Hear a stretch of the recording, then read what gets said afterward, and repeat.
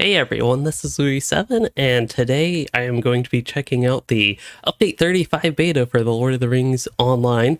My cat here thinks there are more important matters of getting scratches in this stuff, but there's a whole lot of exciting stuff for me actually in this beta that we will be checking out, so I have to get the cat game out of the way. And I think one of the very big ones, of course, is going to be the Warden Revamp. Now, to be honest, I do not think that the new instances made it into this round of beta from what I saw on the LOTRO forums, but I'm not 100% sure on that. I think it was intended to at least have one of them in the first round of beta, but it sounds like that's going to be on hold until future in the beta.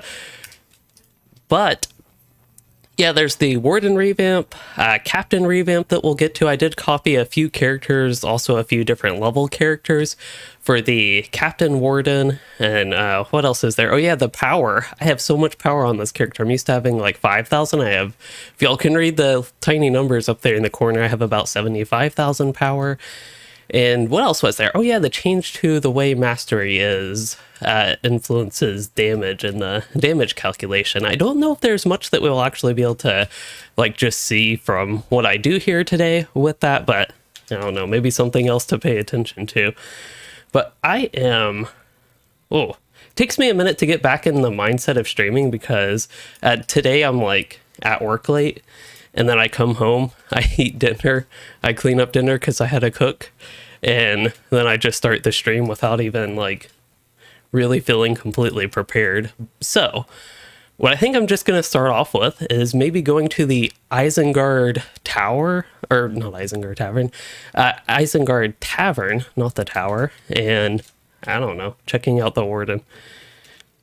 The first thing I actually noticed, we don't even have to go there to see this, but the first thing that I do notice is new icons. Behind the shield has a green icon because the shield gamuts are like green healing defensive type gamuts, so it's just like color thematic. And similarly, Warden's Taunt, Warden's Aim if you're in the range stance, Warden's Taunt is yellow now. So they also match the gamut builder icons. So you have like red, green, yellow. Almost said blue because RGB.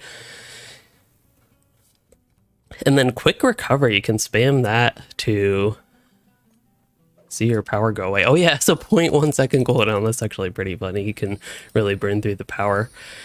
Other new icons, Steadfast just looks a little bit different, but I think the effect is the same. Our, what is this one? Yes, the debuff remover.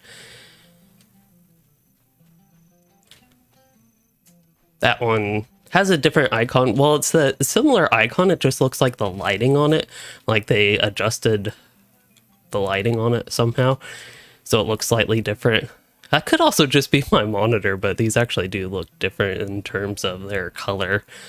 More so. Never Surrender looks the same. Okay, we have more exciting things to look at. We have a new yellow line. So I did not actually read through all the changes with the yellow line, even though I'd be very excited to. I just don't think it makes much sense for me to read that in like their little beta notes. I think it makes much more sense to actually see what this looks like in game. So not only for my introduction video, I did not look at it. I did not look at it for myself, and things just look very weird on the yellow line. And one thing you might notice is I am still spec'd into the yellow line, which is kind of funny because they removed that. I'm assuming by the time the full update comes out that the yellow line will actually be properly removed. That's the way it worked for the Minstrel. I believe in the first rounds of beta you could technically be spec'd into yellow line, and that would kind of make things wonky. So let's try a different spec. We have, this used to be my red line build, but with the just whatever you call this, where you spec into things, you can't actually go in the yellow line, and they have a new description for that. We also, oh, are these new effects? These look pretty similar. You actually do get reduced persevere gambit line healing in the red line. I almost remember a similar effect, but it makes sense. You get some good mitigation just for specking in the blue line, I noticed as well. So there's an advanced technique skill for specking into the blue line, and you get the warning shot javelin ability, the same as what they have now. And yeah, you don't actually get any abilities for speccing into the red line, which is slightly odd. And to get to chat to actually say hello to everybody, Atari DC, hello. Zane Snow, who is a channel member, thank you for that. Samwise, you said the last homely house has been updated according to the forum, so maybe I can check that out as well. Aldred, hello. Sisto Liker, hello. All right, let's spec into the red line. And did anything change? Recklessness. Oh, that just says the, wait. Oh, I think that's a passive that I got. So in the red line looks mostly similar. You do see the spear sweeping line is, or branch, that's what I usually try to call those. That is completely gone. And now tempered spear tips increases mighty blow, power attack, and unnerving strike bleed damage. That's actually a nice, oh, this is just raw melee damage. That's better than Gambit Builder damage. And we can get bleed damage. I'm guessing raw melee damage would be better at very low levels, but I would actually have to re-level a Warden from the start or very low level to even test that, to know how many bleeds you have. I'm assuming as a high level Warden, I'd eventually want both of those unless I focus on ranged, which is a possibility. Can get raw physical mastery. I don't know, I'm just going to put points and stuff and try to build this. Maybe we can just run random stuff. Eventually I'd like to. There's just so many things to do in this beta. I don't know what all I will get to, but eventually I would like to get to just testing maybe delvings and random group content and the blue line. But I think what's more exciting for me to start is actually going to be the DPS changes, which is typically what I play when I'm doing solo. And hello to Soul Low 1 and Malvar. We still have light type damage. I'm guessing that will be useful. Eventually we'll get to going through all of the gambits. So Spear Gambit initial damage, I'd actually be very interested if this is going to be worth putting points in now, because it used to not be worth putting points in. But if the initial damage on gambits, such as our new, wait a minute, I thought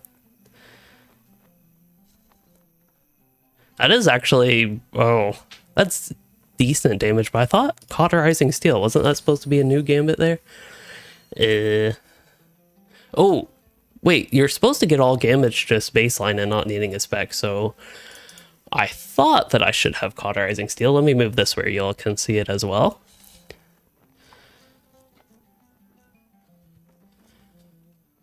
We have, yeah, I do not actually see any of the new gambits that they mentioned. I see all the normal gambits. Dark Before Dawn has a new icon that looks blue and like it restores power, which is what it does. So it gives you just an overtime power restore. But yeah, I don't actually see the new gambits that they mentioned. I'm not entirely sure if they just somehow didn't make it in, but that's honestly a little bit disappointing because that's one of the things I was looking forward to the most. Again, unless there are actually these gambits in the yellow line, for all I know, that would actually be a possibility, but I, based on what I read, did not think that was going to be the case. I'm also surprised they did not turn Recklessness into an advanced technique cooldown. It seems like it would have fit in perfectly with those. But I'm not seeing anything for Cauterizing Steel or the other one. Chuck K, thank you very much for the $5 super chat. That helps support the content moving forward. While I have a lot going on with the Warden here, I did want to mention that and do appreciate your support of the content and streams like this one going forward. Yeah, no Cauterizing Steel there. What was the name of the other ones? I'll actually bring up the beta notes for everyone, not just me to look at. It'll just take me a second to navigate to it. In the meantime, since I'm doing nothing in game, there's a cat. She's looking the wrong way though. Okay, now I got myself distracted from the Warden changes. All right, I believe this should be it. Yes. So here we are, and here's the cat, of course. Oh, y'all can't see me. How about that one? So Sand and Snow, you're also saying you don't see the new skills, okay.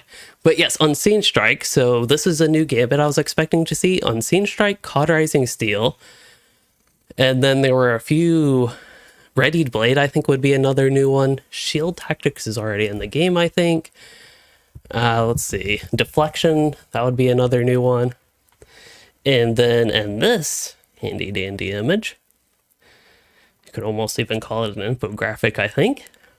There were also, looked like some other ones, at least the icons that I'm not familiar with. 231. I faintly remember there being gambits like that, but it's honestly been so long since they would have been gambits that I just don't really remember them. Same with 213. I actually remember that one, but I don't remember 231. I do remember 2312 though. They also updated the icons, it looks like, for the Shield Fist, so 2-3 Gambit line. But yeah, that's Cauterizing Steel, which we do not have. This one we do not have. Oh yeah, whatever that gambit's called we don't have. This gambit we do not have.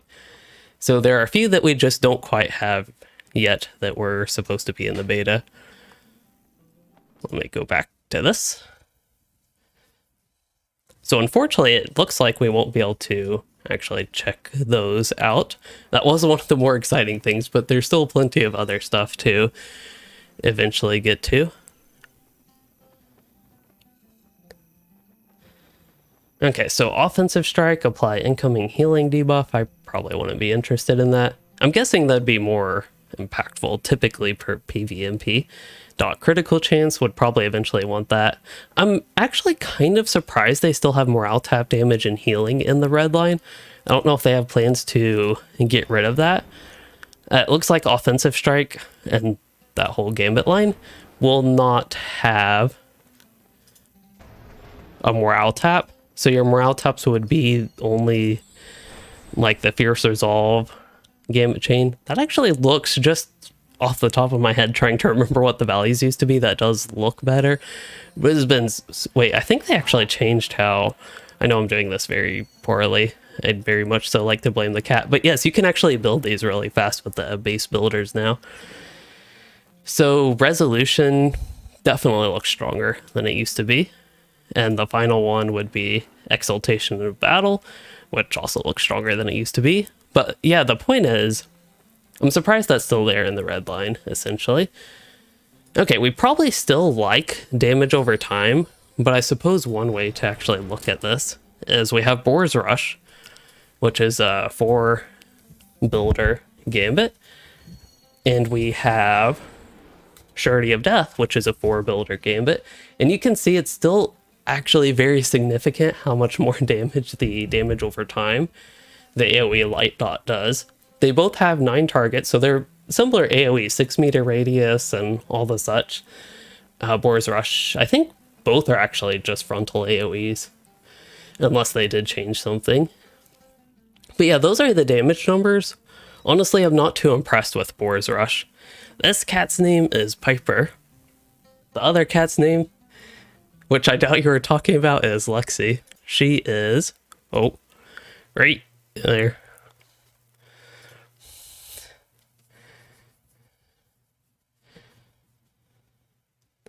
Okay, so yeah, that's what's going on with dot damage. And then for Wall of Steel, that's going to be the single target damage. We'll have to add all those numbers up, but that's no problem.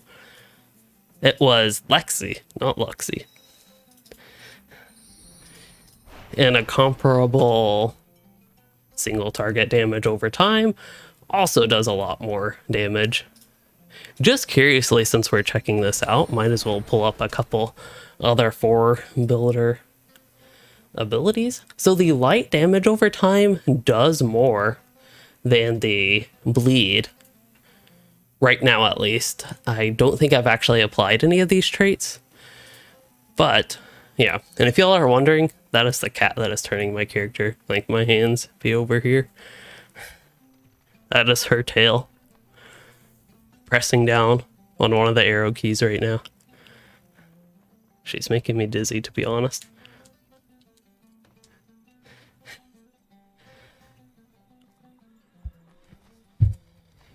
Okay, so what was I? Oh yeah, I was going to check Resounding Challenge, which the melee version of that should have damage over time component. Wow, that's actually weak. That appears to be a lot weaker than it used to. Now, I'm curious if there's any difference between range Resounding Challenge and melee Resounding Challenge. Let me actually switch to the range stance first. Okay, so range Resounding Challenge still does more damage over time. Resounding Challenge just now has a damage over time component, but with the initial damage, it does a little bit less. So what I do notice though with Resounding Challenge is it has a larger radius. Has same 30-meter range, but larger radius as well. And now there are so many things to check, but how about ranged Wall of Steel? That does not do like hardly any damage, to be honest. That is way weaker than melee Wall of Steel. I don't know if that's intentional, but it is indeed. Wow, Javelin of Virtue. That does a lot of damage though. So that's the ranged version of Spear of Virtue, which used to not be all the most impactful, especially damage-wise, but now it has a huge damage over time component. That is a lot stronger than Spear of Virtue. Again, this is the first beta round, so I wouldn't be surprised to see certain balance numbers change, but that is a little bit surprising to see it that much. And similar with the ranged Bleed here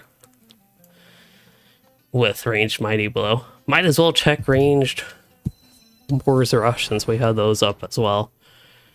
Ranged Boar's Rush does do more damage than melee Boar's Rush. We can also see that the max targets is the same, radius is the same, but they do have a range. So I'm guessing the way that ranged Boar's Rush works is that it will hit an enemy that you have targeted, and then any other enemy 6 meters around that will also take the AoE damage as kind of splash damage.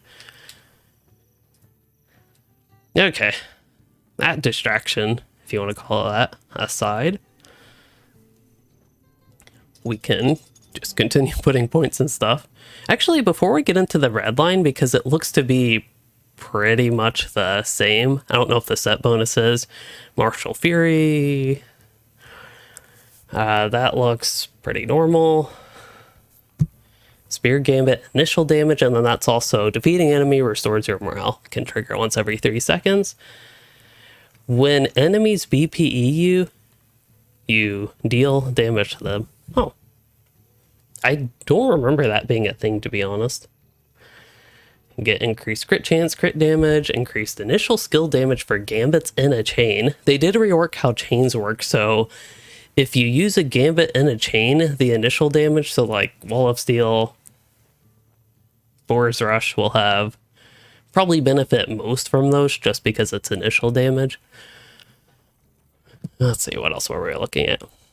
Oh yeah, so the first one will just be Spear Gambit initial damage. Okay, I'm going to switch off to the yellow line. Hopefully y'all can see this stuff and it makes sense.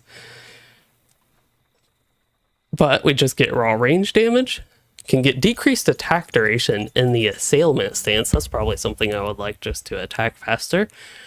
Increased rating buffs from shield gambits. So rating buffs would be... What gambits even give rating buffs now? Maddening Strike gives evade, Impressive Flourish gives parry, Persevere gives incoming healing modifier. That would... Wait, Persevere heals for that much? What? Why? How? I think this is not intentional. Persevere is shield spear, and it heals so much more than even restoration. This would actually heal my entire morale in 6 seconds, just about. I think now is the time to try to solo a raid before they patch that. How about ranged Persevere? That also heals for a ridiculous amount. It's actually the exact same. Speaking of exact same, that's actually how I thought the ranged and melee gambits were supposed to work. I thought they were actually supposed to have the exact same effect. So that's something I'll try to remember to pay attention to later. Celebration of Skill now only has initial heal. The initial heal is actually... I really am doubting that the balance on these is working, because Celebration of Skill is supposed to have higher initial healing than I think even Restoration, and currently it does not. It also does fire damage. That's kind of neat. Daniel, you said you have to go now, but make a video about how to use the keyboard for the gambit routine. I could eventually do that, but it would definitely be after any warden changes make it like full live and not just in the beta. But that is something I was actually intending to do eventually, even the way I have it set up now, or at least pre this update. So that's something I will probably work on. Where are all the other defensive gambits? Oh yeah, I guess they aren't actually in here. Be nice if they organized these by spear, shield, and fist gambits instead. That would help a lot when looking at the list. But yeah, it looks like they haven't actually updated the gambits because all the other defensive ones are not here. But anyway, those are... I guess I can keep that up. But those are what the straight effects. One point in that might not be terrible just to get 102% plus 102%. That's like... I wonder if that means... So the way I'm interpreting plus 102% is that it doubles plus a little bit the buff effect. I don't know if that's actually how it works, but that is how plus 100% works. We can test that. I'll just go ahead and apply, and if these are... If, say, that is 120,098.1k, if those are doubled, then that actually works as it says. Yeah, that does not work as it says. I'm guessing it's plus 2% is what they mean, which is what I was more so anticipating. Hello, Amir. Chevron, I am on the Warden right now, checking of course, the Warden Revamp. So there's a whole lot of gambits, and that's a lot of what you're seeing on the right, and then I just have abilities lists on the left. And in the center, we have the trait tree panel going through the yellow line right now. Okay, so we can have mark target be apply. This is probably something, especially in raiding, all wardens would probably want something like this. At least I anticipate getting increased duration on that would be helpful. Finesse rating. That would depend if your character needs the stat, really. Javelin skills max range. So crit chance is locked behind that. That's probably going to be very valuable. 5 points. And then if you play ranged a lot, probably worth 6 points, but that's only 10% more crit damage. It is also only 1 more trait point. Armor penetration. My initial impression of those numbers is it does not seem like much, but I'm not 100% sure at the moment. We also have adds a damage debuff, so outgoing damage debuff to the Warcry Desolation Gambit line. I should probably start saying Gambit Sequence instead of Gambit line, because that seems to be the official terminology that they have adopted in-game. Oh yeah, so this will increase the duration of suppression, battering strikes. Have these gambits been updated with that? As far as I can tell, they... Oh yes, so this one, Spear of Virtue Gambit line gives decreased tactical mitigation. Wait, that's marked in diminished target. But anyway, this one increases the duration of those debuffs. I didn't even look at these. So Gambit Builder Mastery, so Strong Foundations, that is what's going to, when you use a Gambit Builder, I think that's what's going to help increase the cooldown reduction on the masteries with those, it seems. So it's probably something I would definitely get.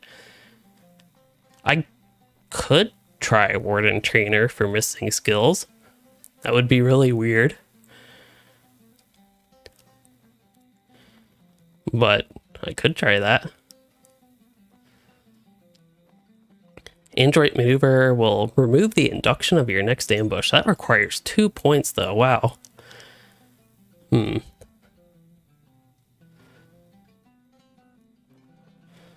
Fire at will. So that's now going to be a percent buff. That's going to be helpful. 10-second duration, but actually Warden buffing.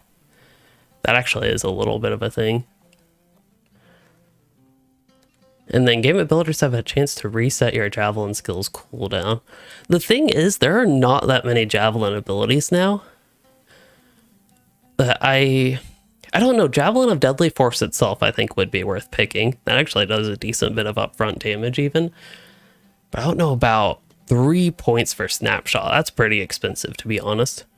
But for the capstone traits, we can get the Way of the Fist. So this is going to be one of those advanced technique abilities, and this will consume them to improve the potency of your damage over time effects. Wait, this is Way of the Spear, but I think it's the one that turns into Way of the Fist depending on the last gambit you used.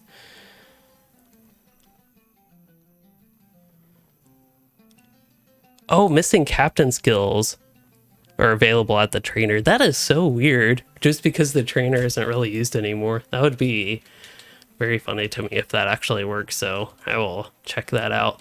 I think it's time after we check out D&T Temp Desk. I'll check that. So with this is the cooldown ability that will give your masteries no cooldown briefly and then periodically reduce their cooldown for a duration. The description for that really is jumbled about. Alright, we got funky Warden build, but we have new abilities, new icons, and where is this? Oh, that's Longran.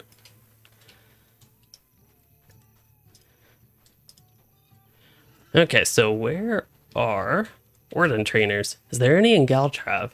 I do not know, but I do know there's a Warden trainer in Bree somewhere. It's been so long since I've gone to the trainers, I actually don't really know where they are in the game all that much anymore. And I do plan to eventually get to the captain. I don't know if I'll have quite as much to like do on a captain, but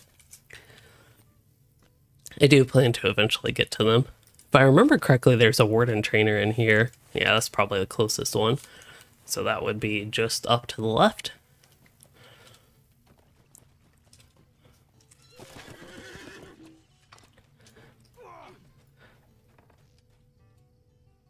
This will be really exciting if I actually do get the gambits here.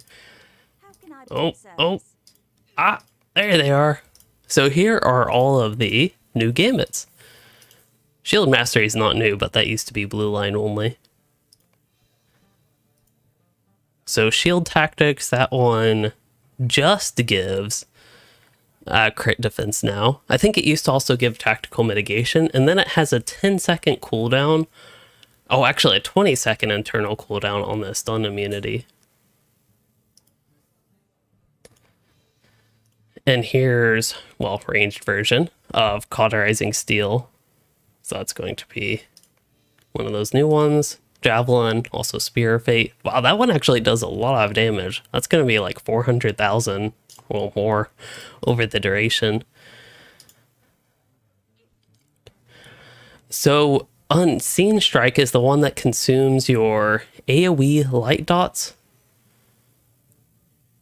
I did not know that was only your AoE light dots. Maybe I'm even getting that mixed up with something else, but yeah, that will consume your AoE light dots, which could be a lot of AoE burst damage, to be honest.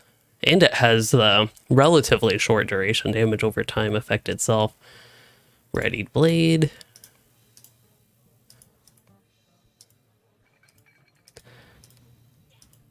Okay, and here are the melee versions of them. Cauterizing Steel, it still doesn't seem like it does all that much upfront damage, but it's definitely better than what the Warden used to have, and this is going to be the one that consumes the bleeds for bonus damage.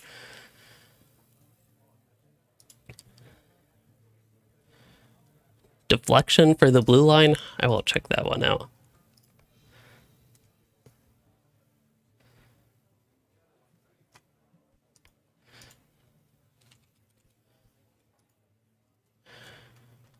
Greatly. Oh, the ranged one decreases threat, but the melee one increases threat. Wait. Do I have to spec blue line to actually get that effect? We'll find out. There we go.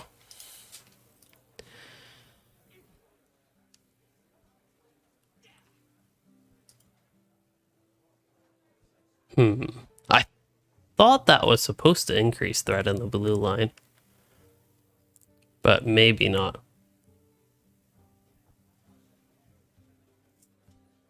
I think the concept of having a threat dump is not necessarily bad.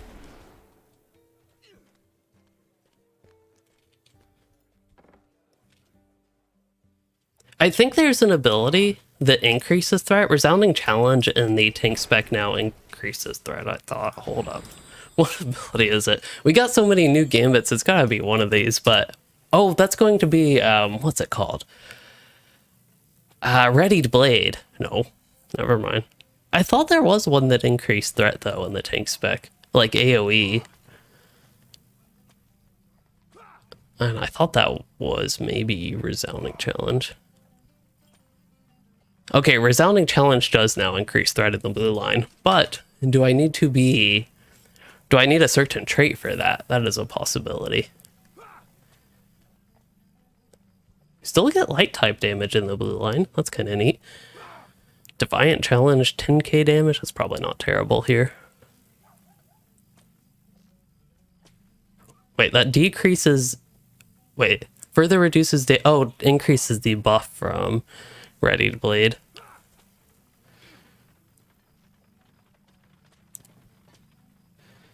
Gambit Opener. So that's going to be the 2 Gambit Builder and Gambits. That will increase their buff duration, healing, initial damage, and damage over time. That's actually a lot going on there. Shield Gambit line healing. I'm honestly ready to just spam Persevere, though. Like...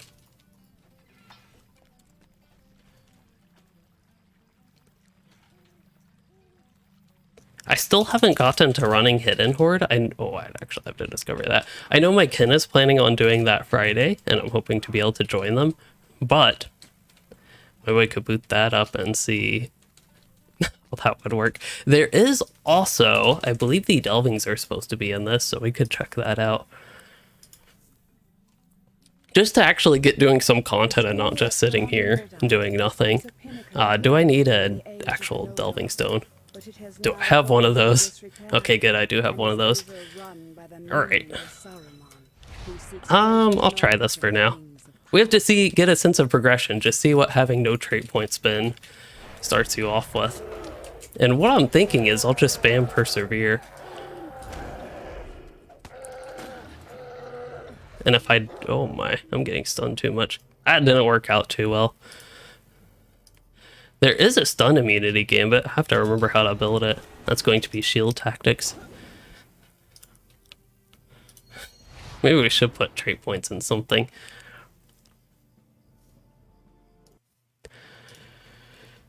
I can build a blue line warden. Probably should have started off, honestly, with something a tad bit easier. Like just doing regular school before randomly jumping into soloing it on tier 10 delving. That sounds good. What is this guy? Fist Gambit damage. That actually has a meaningful effect, but it's damage, so that's a bit surprising. Probably rather just straight up light type damage. Defiant Challenge, of course, we'll want.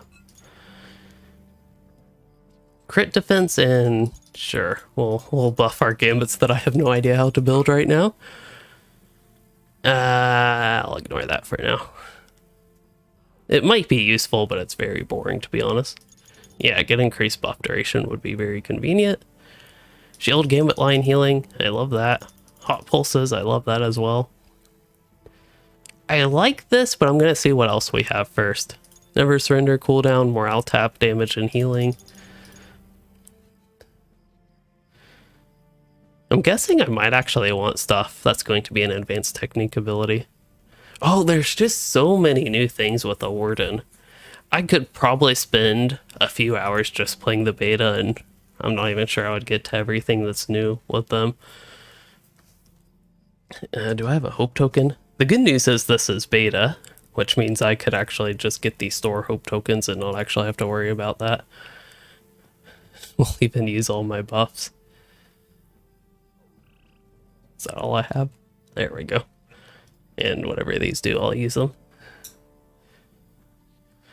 Okay, so I would probably like decreased attack duration. This seems to not really work. Do I have enough finesse in the blue line? Actually, I have no idea. My gear, just for reference, is not very tanky. That should be decent. Yeah.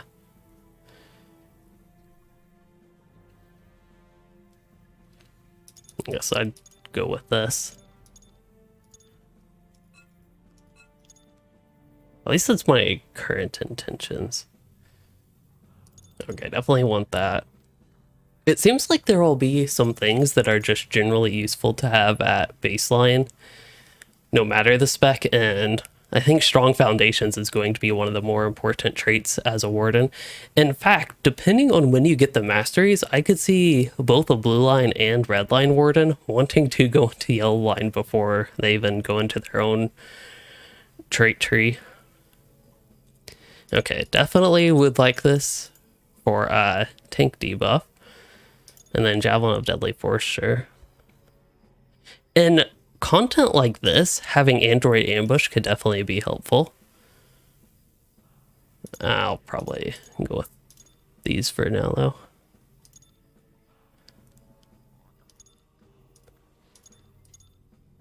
I need to spend more points.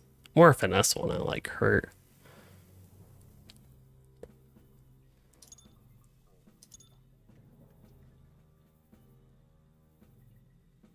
Alright, so we'll get the way of the shield. This actually leaves me with a lot.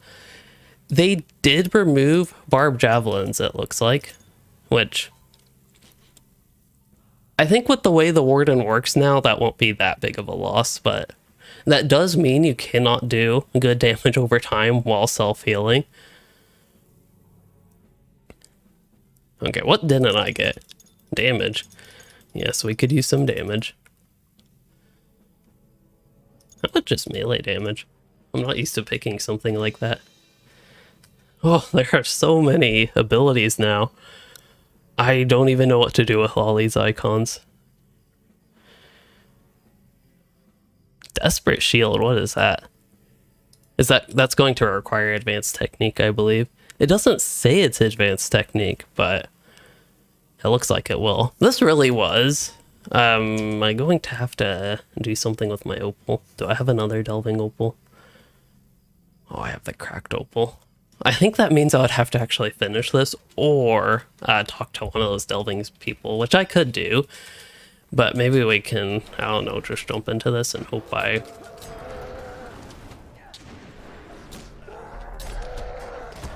don't die right away. Yikes.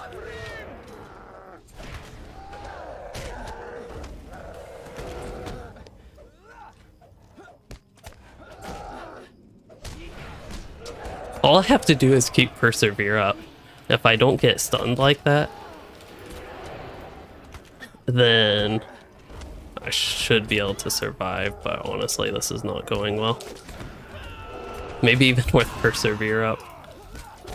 Because doesn't this blue puddle, it's been a while since I've run these, doesn't the blue puddle cause a stun? Like if you move in the blue puddle or something like that? This really wasn't the best thing to start with. I just got excited when I saw the Persevere heal. I don't know. Is there a way to actually see my advanced techniques?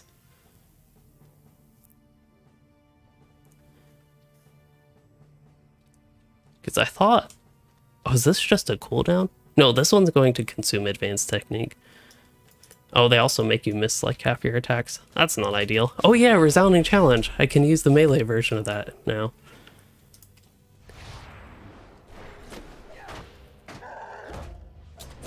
Okay, so they are a buff. I'm trying to build advanced techniques. Actually see some of this. Yeah, these blue puddles are gonna be... And all the silences they do. This is not well. Okay, we can just exit this and actually try to do something. I think eventually we could get this down, but with me having no idea how half this stuff works at this point, that was not a great thing to start in. So just random content we can run where I should actually be able to see what's going on. I think Fornost is a great dungeon. Instances are very convenient for this because the fights actually do last a little bit longer, and I think with Fornost there are some elite masters here at the start, and they shouldn't do that much damage where I can't test. Jumping into the tier 10 delving was not the best. The new 3-man is not open in this beta, as far as I know. Okay. So maybe I should organize my icons first, like all my abilities. So we have, I'm going to put the advanced techniques. I still don't know how to actually use Desperate Shield. I'm gonna see if that lets me use it. That did not. So I do have one advanced technique right now, but I cannot use Desperate Shield. I currently have no idea how that ability works. Where did I even get Desperate Shield? When desperate. Okay. This skill will consume all your advanced technique.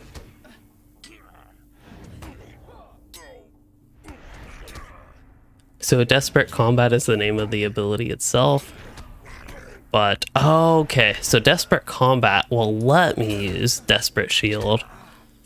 And then I can use that however many times I used an advanced technique. So these two abilities right here are linked together. Let me just use a heal. So that explains how that will work. Fire at Will is just a random cooldown ability. Never Surrender is a, for better or worse, random cooldown ability. Can't use those in combat. Let's get rid of them. In fact, I don't even want these on my bar right now. Give ourselves a heal, make sure we aren't dying.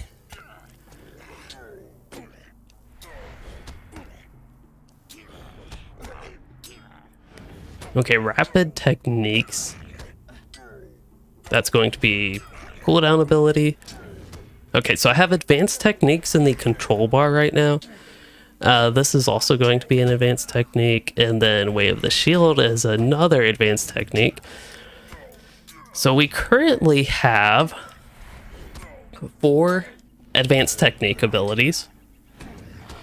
So Restorative Shield Work is going to give me increased block chance anytime if any blows get past your shield. So when I'm hit, sounds like I restore max morale.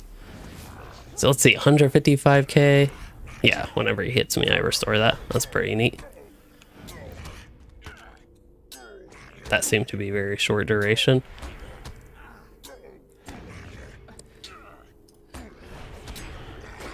We will persevere. And Desperate Combat, that's the one that activates Desperate Shield. Although I actually have no idea how I built an advanced technique there. I don't remember using enough gambits to build one. In fact, I don't think I have advanced technique right now. Yeah, I can use the advanced technique consuming abilities. I thought in the description they required at least one advanced technique to activate. This one gives decreased incoming damage. This one just gives me Way of the Shield. I want to see if Way of the Shield will change if I use a spear. Well, let me just try something else. Yes, okay, if I use a real spear gambit, I guess, that changes to Way of the Spear, so that gives me initial gambit damage. And then let's check out Fist. And while we're checking out Fist, Y'all want to see how quick Spear of Fate kills this guy? So that's just the new dot component of Spear of Fate. It ticks very quickly and overall does quite a bit of damage. And now we get to check out Wave the Fist, so that's going to increase our damage over time. All right.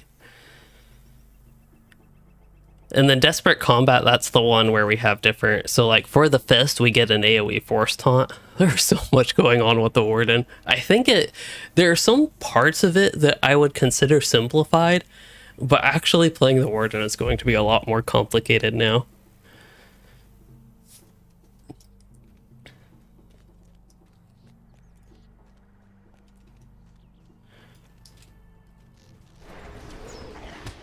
Alright, so let's try this. Desperate Fist.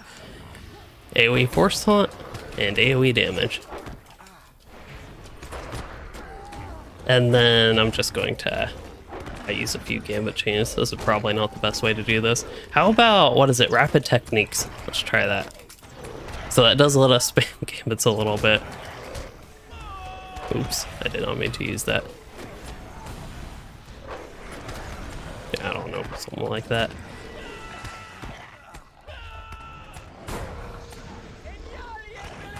Oops. My goal here is just to kill these guys, but... Okay, is this the one that does AoE damage? No, it's going to be Offensive Strike Line that does AoE damage.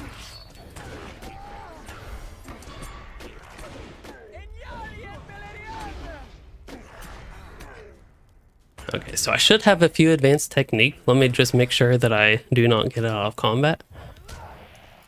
Oh, we also have Javelin of Deadly Force, so we can apply the debuffs to, well, most of those mobs.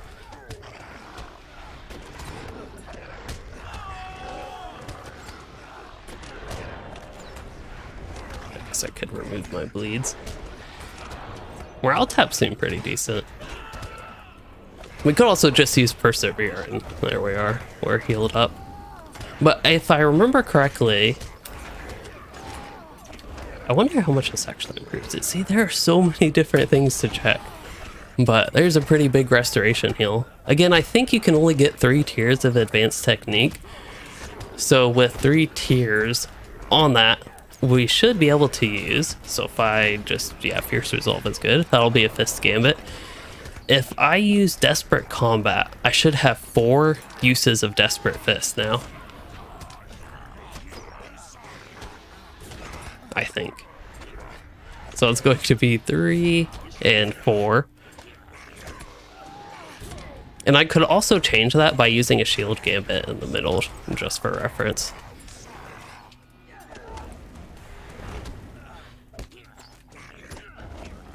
Okay, one thing I want to check out is we should have Gambit Chain. Yeah, so... Oh, that's not what I wanted. I did not catch that. That's alright. I'm going to see how it improves something like Restoration. So right now we do have the Gambit Chain effect.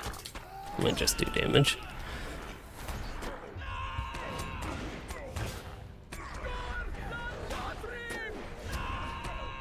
Hold up. Oh, that's, yeah. Oops.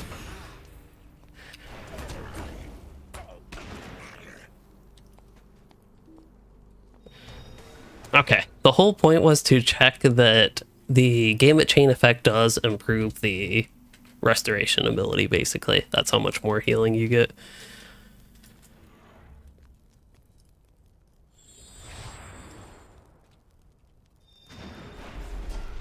Okay. This is going to be Unseen Strike, so this will be an AoE, and it consumes. Maybe that's what we can check. So this will consume Desolation. I probably need combat analysis to actually see how much damage that does, but it looks like it did 126k. I don't know if that was the consume effect, though.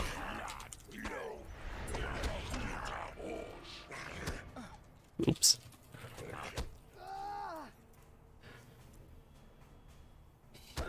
Wait for the plugin to load, and we should actually be able to see what's doing what now.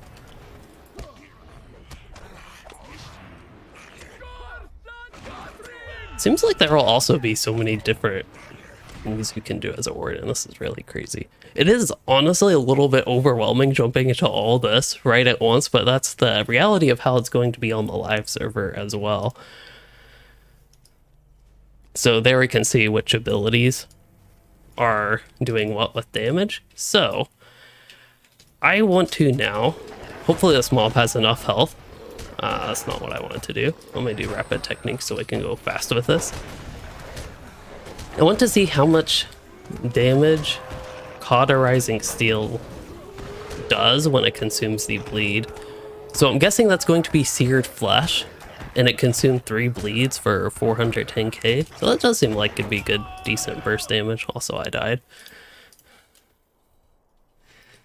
Whoops.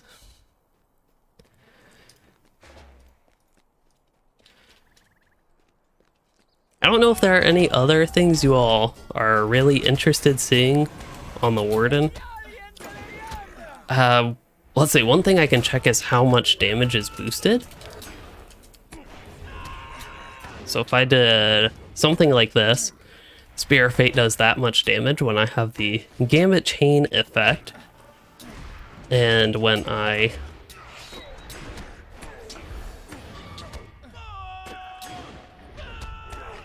don't have the Gambit Chain effect, that is the wrong ability. Hold up. Wait, that's one I do. I gotta stop doing that. I keep building the Gambit Chain even when I don't mean to. I'll just have to use this to have it expire or be out of combat. But yeah, I'm just curious how much more damage something like Spear of Fate does when I have the Gambit Chain effect. I don't know if it impacts the damage that much. That's very little. That's about 10% at this point. So I, of course, don't know if that's what the final balance numbers will be, but it does look like it's around 10%, which is a decent little boost. But I wonder with the duration of these dots if it will still be most optimal to typically go with your highest, like strongest gambit first as it is nowadays. But then you also have to consider the Gambit Chain effect, where you can build your advanced techniques with that, which at least in the blue line seems like it will be worth trying to keep your advanced techniques up, especially for something like your desperate combat advanced technique. Now for red line, which we didn't really finish building or looking at, the advanced techniques I have for will be the Way of the Spear, and I think rapid techniques is just a cooldown. So is the Way of the Spear the only advanced technique you get as a red line warden? It seems like it. Also, Android Maneuver and Warden's Triumph could also be completely worth using now, which I'm also not that much used to.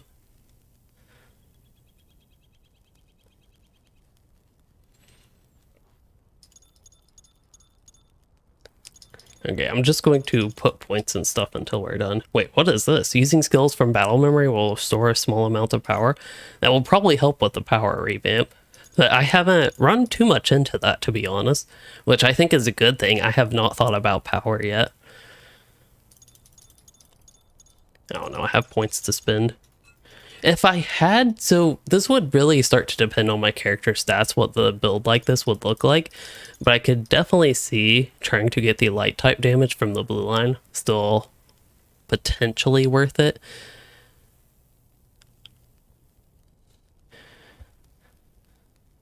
Well, yeah, there's just so much in this update. Hello there, Bright Life. And yes, Wardens are now even more invincible. For some reason, they thought it would be a good idea to give us a heal. This is even in the DPS spec now, but it basically restores the entirety of my morale in 6 seconds, so I could just keep that up and be nearly invincible.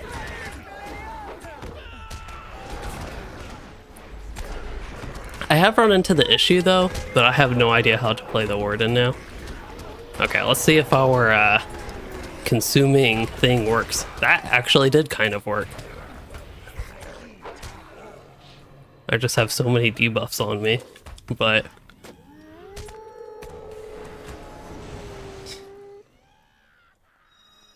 Alright, I feel like I have to do the boss fight. I'm just gonna see if I can do that in the red line without any sort of preparation or knowing what I'm doing. How much damage does Warcry do? Is it like very weak? It's actually not. Wait, did I die? Oops, my bad. See, that's the thing. If I'm sitting here trying to focus on my damage, I was paying zero attention to my health. I think I could actually do that in the red line. So for you saying this though, your current Warden strategy is to spam buffs. That's probably not a bad idea. If you're playing in the blue line, spamming your buffs definitely seems like a good idea. And then if you just maintain your buffs and heals to solo stuff, all you really have to do is outlive the enemies.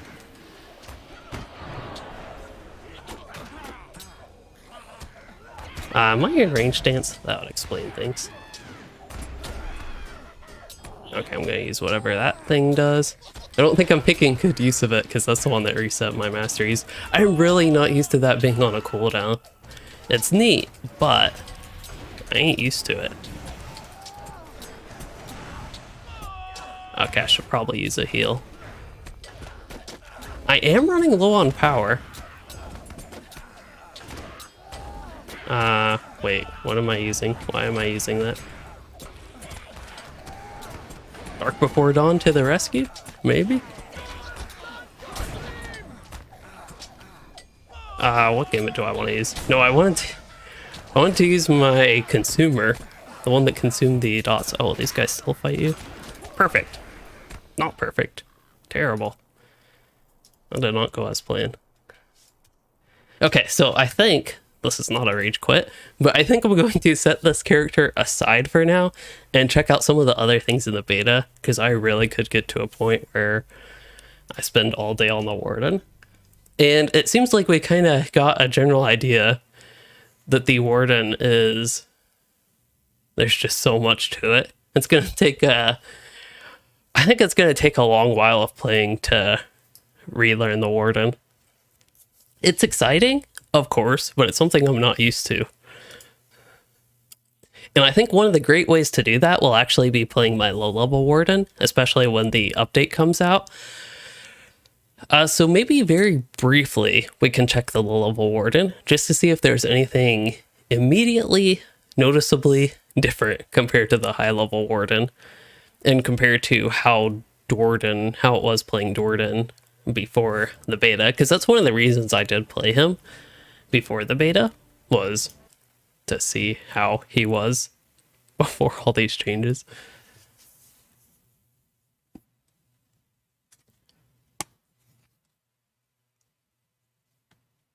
If I didn't start the stream so late and I weren't so tired, we could probably get a lot more done. Hunter get worse or better? Ultimately, I'm not too sure. I think they will have to start working on power management a lot more than before, especially if you are in the red line. Okay, Warden actually has a lot going on, but the main thing I just wanted to check is he has up to 4 Gambit Builder Gambits.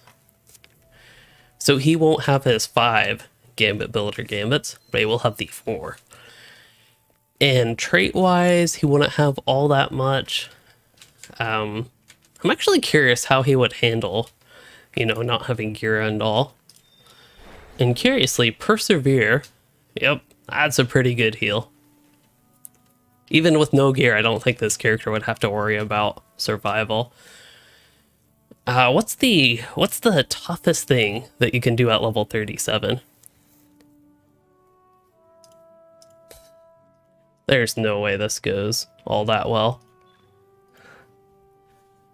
But I am curious. We'll check the captain after this. So if you want me to check the captain quickly, you all can hope that this does not go well, because there's a chance that I could spend a very long time here in one 12-man raid fight at level 37. without any gear and level 1 weapons. What could go wrong?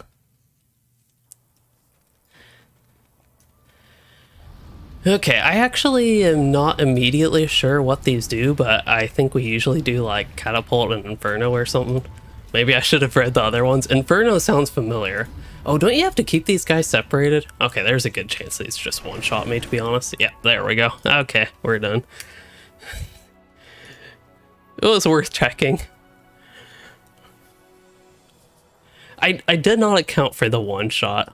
I was like, I can probably out-heal. But they just did more damage than I had health. Okay, Captain. I copied a lot of characters just because I could, and I didn't want to have to, like, log out just to copy more characters if I wanted to check them out.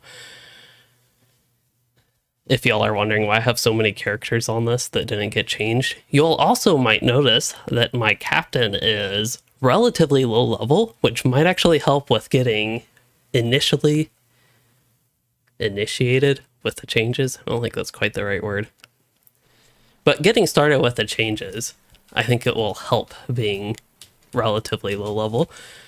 This character still doesn't have his allies, which is kind of awkward. Or he has, that's right, he's stuck.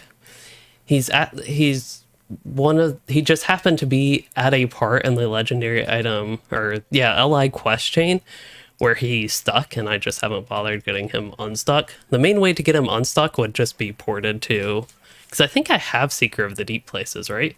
Oh, no, I do not. That's actually a problem.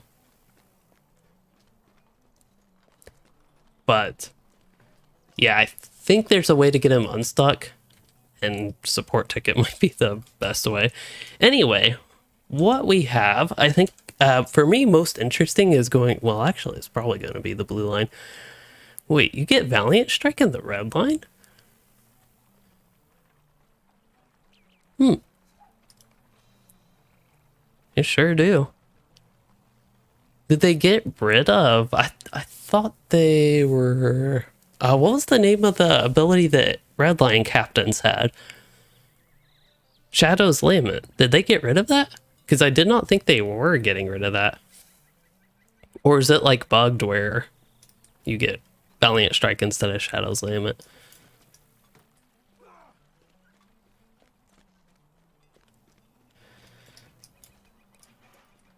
Captain Trainer is going to be this way. I also did not realize I finally got this cosmetic on this Captain. For some reason, the Gray Company outfit, especially in this color, just looks perfect for a Captain. I forgot I actually got this character looking halfway decent. All the cosmetics on him up to like this point were actually not great. Okay, Gallant Display. Blade of Elendil, that has a new icon. Defensive Strike, that apparently used to be an ability that Captain's got. That sounds almost somewhat familiar, but I really don't remember it. Okay, and as a Redline Captain, we have, oh, that's Gallant Display. Cleanse Corruption. Does that have a new icon, or is that new? Or this character might have just not had it. No, that's a new icon, I think. I should have a stance. How can I be of service? To improve my melee, well, my solo ability, basically. And I do not see that right now. Yeah, a lot of the captain icons do look different. Is this something I have to get through set bonus or something? They're still talking about Shadow's Lament. Standalone. So you actually do not get standalone until quite high level into the Redline Captain. My initial impression on that is that it seems like it's going to be a pretty big part of the class for like leveling and being so low, that it seems like you should get it kind of right away. That's what I expected. So yeah, you'll have to level up a bit. But the good news is Captain damage is not actually that terrible at very low levels. It's just everything does a lot of damage. Okay, so as far as traits go, compared to the Warden, I'm even less familiar with how the Captain traits changed. So this increases the damage of some specific abilities, and eventually it will increase crit chance of those abilities. I actually don't know with light type damage. It used to be the captain didn't have many abilities that actually gave you light type damage. Gallant Display looks to be, yeah, just main hand damage. That's actually fairly strong. I love the animation for Gallant Display. I don't see the tearing effect. 646. That'd be a buff for me. Yeah, it's actually not having any tearing effect right now. Wait, where did I not spend trait points? Either way, I'll go with that. And we'd get Telling Mark. I'm trying to build like an actual build that would be somewhat representative of what I'd eventually run. I have no idea with the Heralds and Archers. I believe they were supposed to be made less useless. You know, besides... Whoa, that's that weight. Why does that do so much damage? That, as far as I can tell, if y'all cannot see that, sure aim. It does have a 30-second cooldown, but my Archer's ability does so much more damage than anything that I have. That's kind of crazy. I still don't know where Shadow's Lament went, by the way. It seems to have somehow gotten mixed up with Valiant Strike. Anyway, based on that, I would love to get increased Herald and Archer damage. I'm hoping that will be a trait that you actually want when you're solo, though. Crit damage sounds good. That works well with the increased crit chance with React to Battle. Time of Need still looks as good as ever. Shadow's Lament, we do not have. It's mysteriously missing. Wait, didn't that used to be in the blue line? Makes sense that it's in the red line, to be honest. This is the trait that gives Routing Cry the attack speed buff on when you consume a defeat event with it, that is. Grave wound damage, yeah, still relatively low value. More crit chance and crit damage. It's a lot of repetitive traits. Well, 2 repetitive traits, really. And just increase 2-handed weapon damage. Currently, I have a 1-handed weapon and a shield, just because, I don't know, this character was so bad, and I just preferred the look of one-handers, really. It did technically, when we ran group content, gave better stats, but I think having a 2-hander would have been more beneficial. But it really didn't matter with the level 50 group content in the game. Looks like the Heralds are going to be... Oh, Heralds instead of Archer, maybe. It's possible. I haven't looked at the other pets. So we can just check this guy.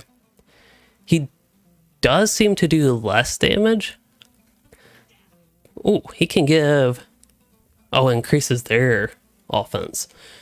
And it gives you a little bit of damage, but I suspect that typically the Archer will be better for just killing things quicker. Marcello, hello. And I don't think Standing Stone Games is killing the Warden. It's going to take a minute, at least for me, to get used to. I'm probably going to have to play my low-level Warden a lot before my high-level Warden, instead of just jumping into my high-level Warden when the update comes out.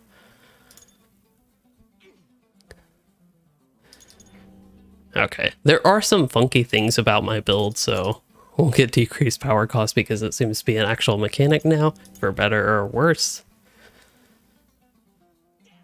So your Inspire and 2 arms apply minor bonuses to the rest of your fellowship.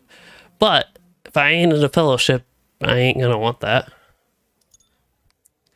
Oh, I haven't actually played this character since the Clash Trait Point revamp, because he used to not have Oathbreakers or really be able to get this far in the red line, really. So that's kind of neat. Okay, so the blue line, I would guess, has the most useful stuff for us. And this one just crit. So when you get a crit, you get increased melee damage, okay. And then we could just, yeah.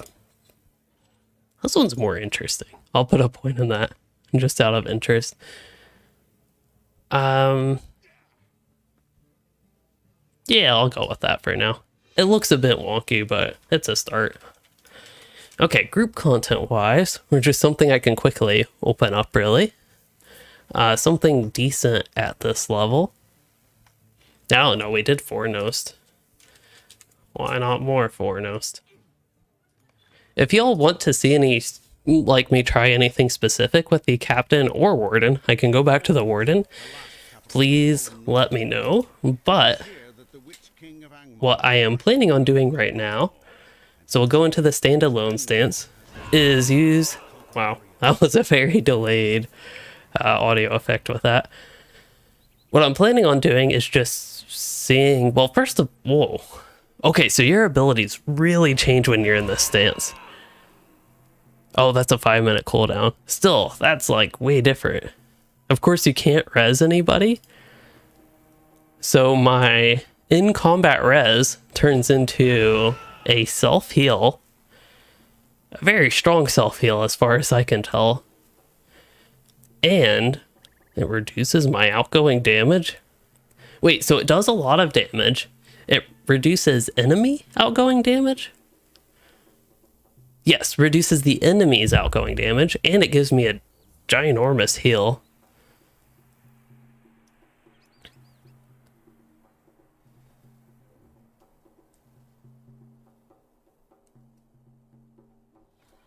Oh, hi chicken, you said you turned on my stream on your computer, then you'd roam the house so you turned it on your phone, and then you left them both open until you get back. Well, that counts as 2 views, so I'm happy.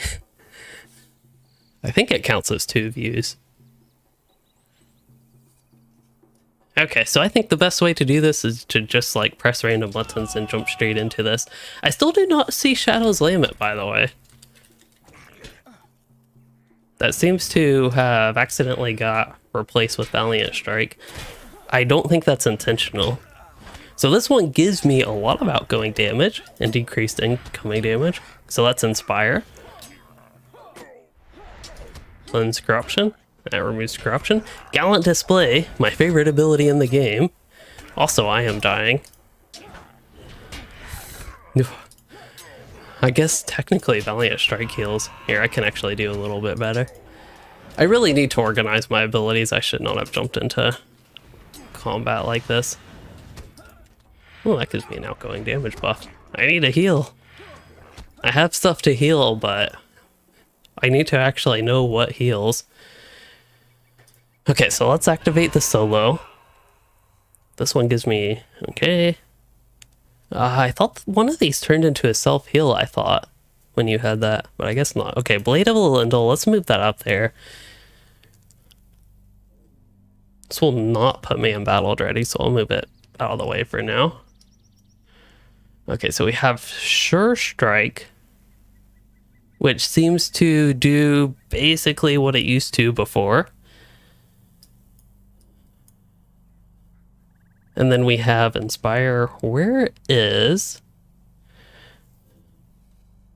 Defensive Strike? There it is. So that's the other thing that's going to move us to Battled Ready. And when we're in the Battled Ready state, I was going to say stance, but when we're in Battled Ready state, we get increased damage and we get access to our finisher type abilities. And these will put us into Battled Harden, which gives us increased crit damage and basically boosts our defenses. So that seems to be the same as it used to be. Blade of Elendil can consume the Battled Harden state and gives you a light damage buff. As far as I know, that's still supposed to be weak, but I'm not entirely sure. And for some reason we have Valiant Strike. Grave Wound, Cutting Attack, those seem to be normal. Inspire, so your Inspire ability and, well, not Gallant Display, but yeah, your Inspire ability and Masterful Strike, 2 arms, that one gives you increased outgoing damage. These, at least Masterful Strike has relatively long cooldown.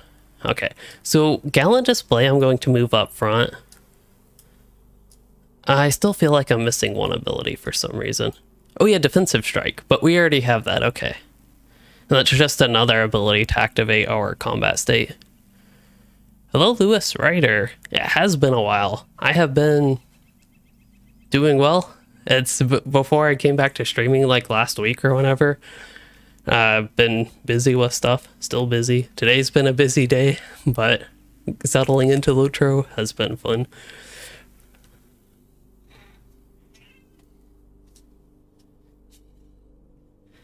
She's probably gonna get up here. Yep.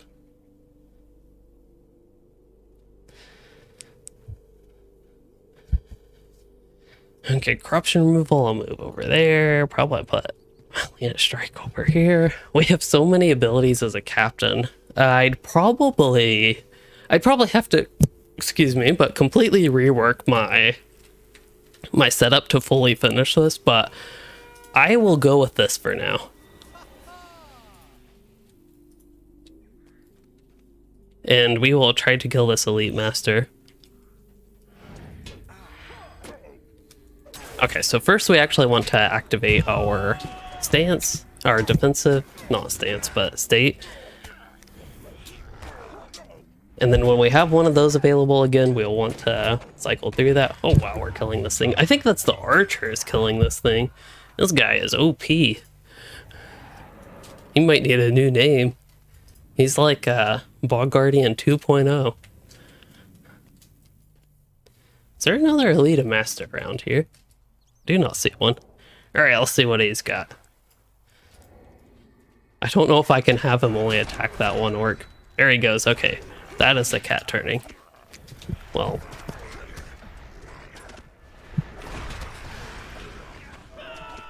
Okay, I'm gonna use that. We're gonna use this. I'm gonna use that. I'm gonna use this.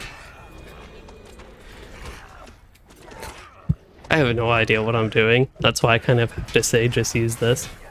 Okay, so I'm in both Battle Ready and Battle Hardened. Don't know what that did for me.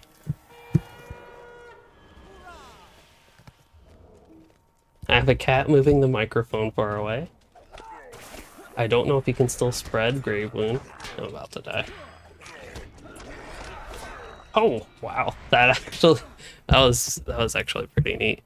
I love Gallant Display, but I'm also having a noob display at the same time. But yeah, maybe with the captain, it would be a better idea to actually try something that this character could more feasibly do, unless we switch to the blue or yellow line, but I don't have too much interest in that with solo. As far as just booting up a random instance, something to perhaps better showcase would be School at Tham Erdane is really just an easy one. Yeah, this cat does need a nerf. The school at Carn Oh, Dum was P once cat. the pinnacle of learning during the age of the Noldor, but it has now fallen into disrepair and is overrun by the minions of Saruman, who seeks greater knowledge of the rings of power. Is Gallant Display working now? It does seem to be working, okay.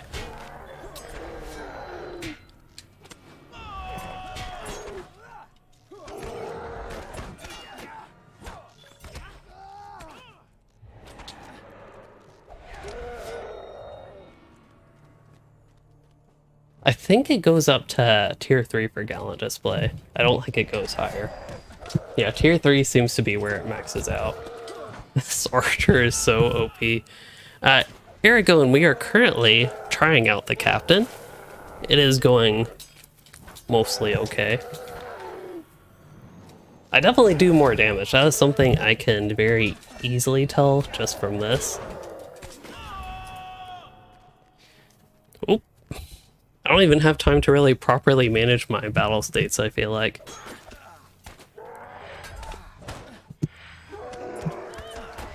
Like, really what this is going to turn into is spamming Gallant Display and just pressing random buttons while Gallant Display is on its brief cooldown and just hoping that works.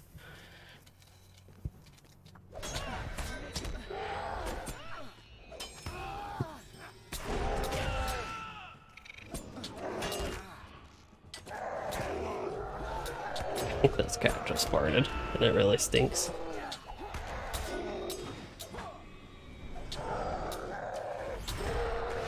I think turning the shout volume up to 11 would actually help me do more damage. At least it should. Like, the louder volume you have, the more damage your captain shouts do. I don't know if we can solo this guy. Probably can. Don't know if I can solo this guy on this attempt, but...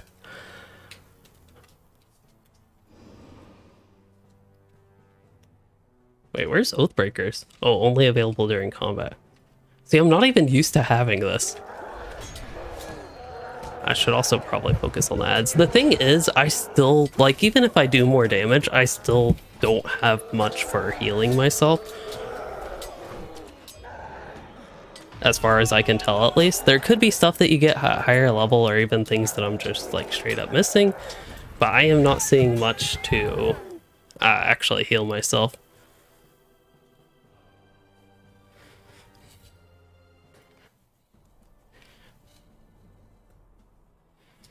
Well, let's see, what else was there in this beta? There was the Runekeeper buff, but there's honestly not much to check out with that as far as I am concerned. So I think what I would do next is switch back to the Warden. The Captain overall seems pretty decent. I think just like the Warden, it would take a little bit of time to adjust to. Maybe less time than the Warden, but it certainly seems stronger. And in case you all thought I wasn't terribly strong, even for the Warden's or Captain solo damage being buffed and being in that stance, do keep in mind that I have a level 48 non-legendary one-handed weapon. So I'm level 52, I don't have the new allies, and I was using a one-handed weapon. I did technically get a defensive boost with that shield though, so I would have been even squishier. This is the beta server, C6 Sensei. This update, I honestly don't know when it's expected to come out. I haven't heard much on that. Maybe early March. Based on the past few major updates, there will be like 2 rounds of beta and then the update will just come out a week or 2 later. I'm hoping that's not what's going to be the case here, especially considering how much they have changed in this update. Like, even without releasing new zones or whatever, there's just so much in this with the Warden Revamp, the Captain Revamp, the Revamp to Power, the Revamp to Mastery. The new instance, there's also, yes, the Delvings are added to School and Library, and then there's also the new instances, which are not in this first round of beta. They had to, again, last I checked, had to delay that in the first round here of Bull Roar. I can double check that though when we log in. I can actually just search the names of the instances and see if any pop up. But I did not see them when I looked through the instance panel. And again, we're at a point finally where if there's anything you all want to see, please do let me know. And Andrew, transferring to Bull Roar works when you are in the Bull Roar launcher and you click the transfer button, you can just copy to Bull Roar. And yes, it won't actually transfer the character. And yes, Lewis, the Captain did seem pretty strong considering. That's why I did share that context, that it actually was a whole lot better. So Ted, you do want to see Captain healing in the blue line? That is actually something I forgot about, to be honest. So we could check that out. One thing I did want to check, yes, transfer in the Bull Roar launcher. It might technically work in the main client launcher, but might as well do Bull Roar. Okay, if my cat can not get me too much off track. Okay, so that's not there. That's not there. That's not there. And the raid, that is not there. Okay, just double checking and confirming none of the new instances are here. Somebody did mention that they changed the last homely house, so I will while I'm on this character. We'll check that out. I don't think we can go to... Wait, yeah, we do go to Rivendell from here. Blue Captain is supposed to be more of a full healer now. I think they gained some single target healing options and retained a bit of their AoE healing options, at least. If y'all want to see the cat. Where she just jumped away. There's another cat. Right there. I didn't even know that. How can I be of service? Wait. Oh, yeah, Gathworth. Yeah, they talked about eventually having a new travel somewhere in Ingmar. I think I did. There's actually a lot of things with the Captain Revamp that I talked about. I think I made a video like my Captain story, which is actually... I forget if that was supposed to be the multi-part video and I converted it to my Captain story, or if there were supposed to be more parts after the Captain story video, but either way, with that video and videos that I've had since then, I've talked a lot about how they could change the Captain. And I know in my Captain story, I talked about how Gallant Display is one of my favorite abilities in the entire game. So I'm really happy to have that on all the specs. I think that'll be fun. And then, yeah, Blue Line Captain being more of a full healer. I think I even talked about that. I had a video at the start of the year, didn't I? Oh yeah, it was on New Year Day. About the top 5 class changes that I thought could come. And I talked about Redline Beorning, Lore Master, Hunter, Warden, especially Blue Line. Warden said a whole lot of changes, not just Blue Line. Champion Tank, Guardian, Brawler, and then finally Captain. And I think the focus for Captain was also Blue Line. Okay, last homely house.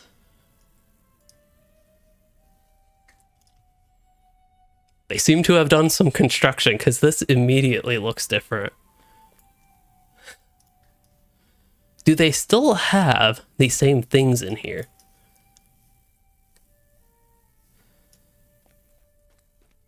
Like, if I go into Bilbo... Oh, I thought that was Bilbo's room. Here's Bilbo's room.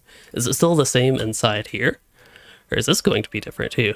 Okay, his room looks the same. Let's leave. This looks like what I would describe more modern LOTRO. So, I will say, I've seen a lot of comments about, like, LOTRO and the graphics overhaul, and I think they called LOTRO Remastered. Oh, no loading screen. What? That is actually neat. No loading screen. Huh.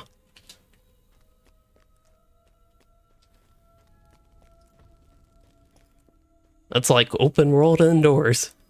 A door that you actually open to go in without a loading screen.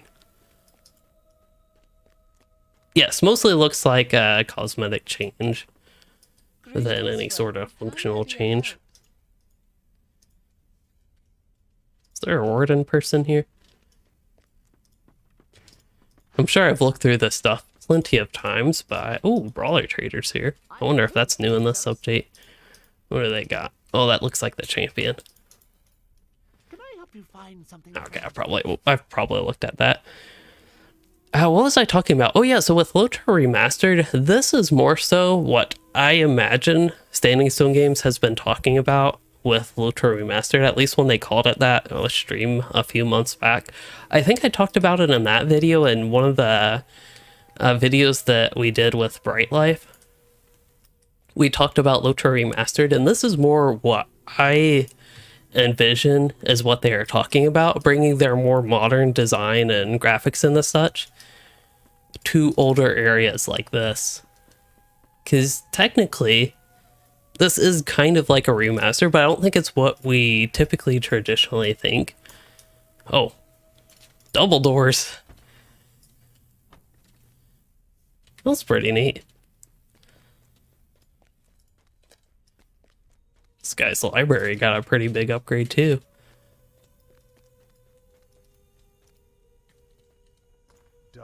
Oh yeah, Further Adventures. I still have not done the Further Adventures of Eladon and Elro here. You lend me your aid once more.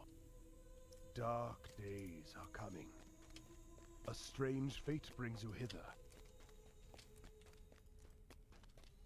Ah, the old Enedwaith map. That is a bit sad. Oh, this has a new map, so you can actually see what's different. Huh. Maybe makes it even easier to navigate. Maybe. Just find it so funny clicking the doors. Let's see. I think they nerfed. Oh no, they didn't come. Well, did they nerf this? Maybe not completely. But you used to be able to jump on something like that to go down without breaking your leg. Shout out to my kin leader on Langerball, Jimmy, for finding that out.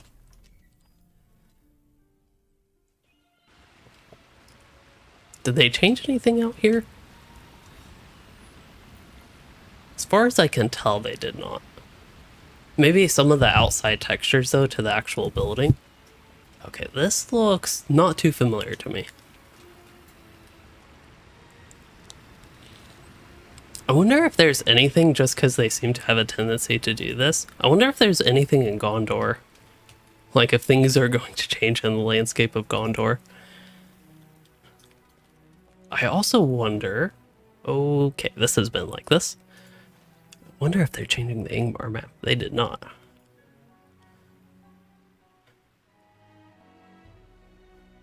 I don't know if there's anything...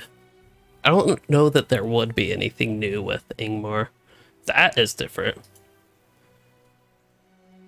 That seems suspicious. 2 Forwardwaith? There's a road that goes to Forkel from there. What's that one? To Urgarth? There's the new stable master. Bale of Arc, that is what it's called. Let's see if it's on the collections panel.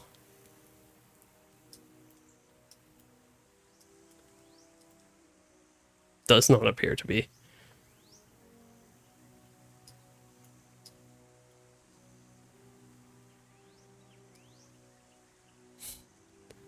Suspiciously large amount of room right here. Oh, hold up. Let me make sure that's to an external store real quick. I forgot I turned that off for my alt account, but I'm just curious. I would guess not Lynn here. What would be the best way? Dol Amroth probably wouldn't be bad, but I'll check East Pelargir.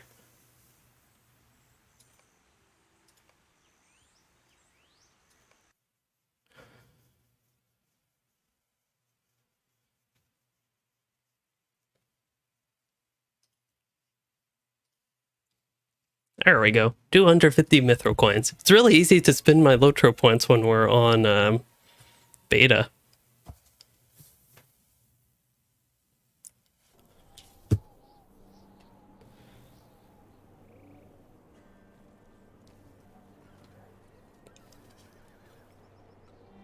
Maybe I'll want to see the cat clean herself. Yeah, I don't know what I would really see here, but... Well, Lynn here could be a decent place to check. If we were to sail to Umbar...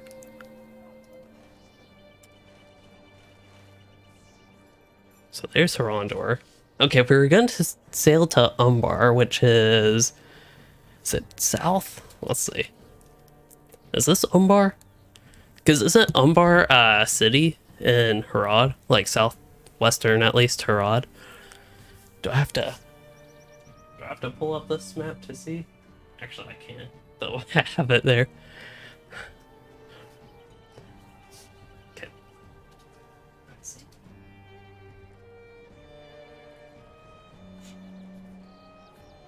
Okay, Umbar is below that. So Umbar is like somewhere here-ish. So if we were to sail to Umbar, and they were to update an area in Gondor, it would probably be... I would guess it'd have to be like central Gondor. I don't know if they'd go to an updated version of Minas Tirith, but they might. the reason I could see them doing that is they already have Midsummer Minas Tirith, so it would make sense for them to like use that and have, I don't know, Old Anorian, maybe New Old Anorian, and Central Gondor. I don't know all of Central Gondor, but that's why I went to Pelargir here, because it just seems like this would be a place. Where am I even? Let's move. It seems like this would be a place that just makes sense for them to go to. Let's go to West Pelargir. West side, best side? I don't know. Landscape changes will include difficulty slider. I'm not sure. It seems like it honestly doesn't seem like they'll be moving the difficulty slider to the regular servers. Oh yeah, so one of the places I could potentially check, although I'm guessing we will sail boats to Umbar instead of going through. They'd have to add like Harondor, a lot of the Harad area, and then yeah, to actually make our way to Umbar without sailing. But that's the only reason I wouldn't go straight for Umbar. But it's been so long since I've been here, it's not like I'll be able to tell if anything's changed. And it'd probably take a lot of exploring. But I'd really be curious if anything is different around here.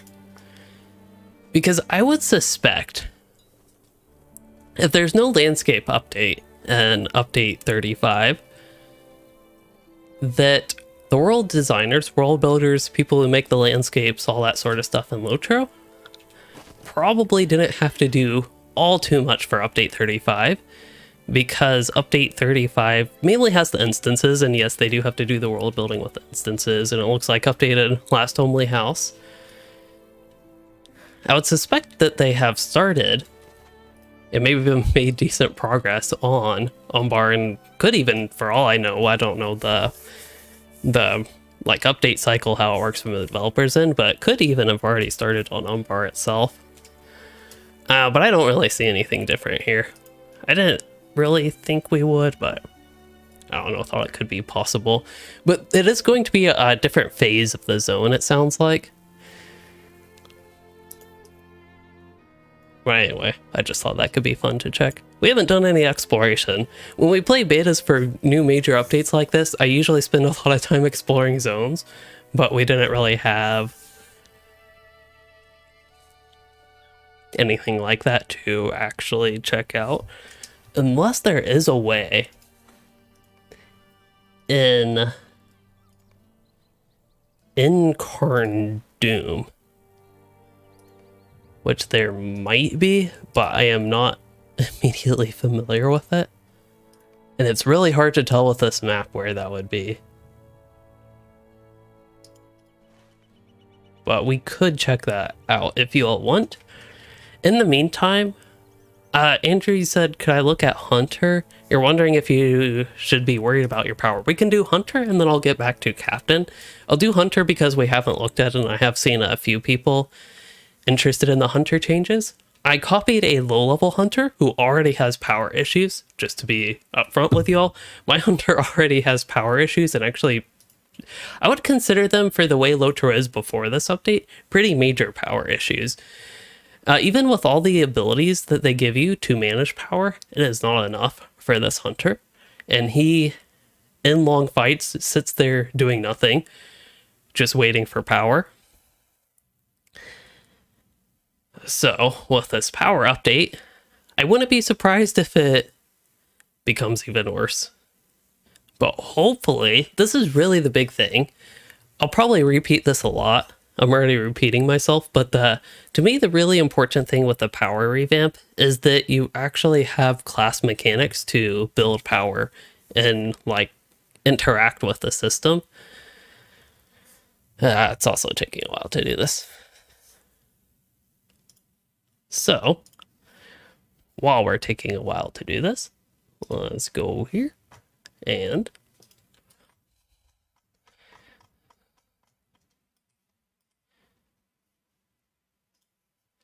we can check out the power changes. Oh, Looks like we have, no, this is all old. I did not see these before. Where did these come from? Or did these just reappear? I don't know. Did I even go to the right? Oh, let me just go where I know to go. Power update. Power. Eventually we'll find it. Maybe we'll even, okay, looks like we had that. We can switch characters now. I didn't even get to it.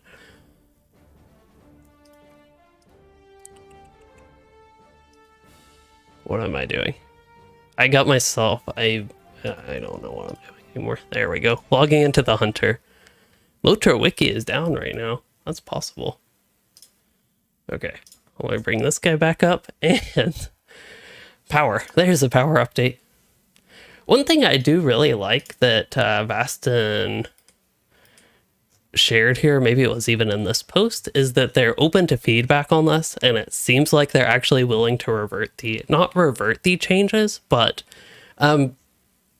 they're willing to have power not be as much of a mechanic, which my initial thought is I would probably prefer if power was not much of a meaningful resource for all classes. I think it can be interesting, but it's just going to be so different, and I think require a lot of work to get it to where it's actually fun and engaging.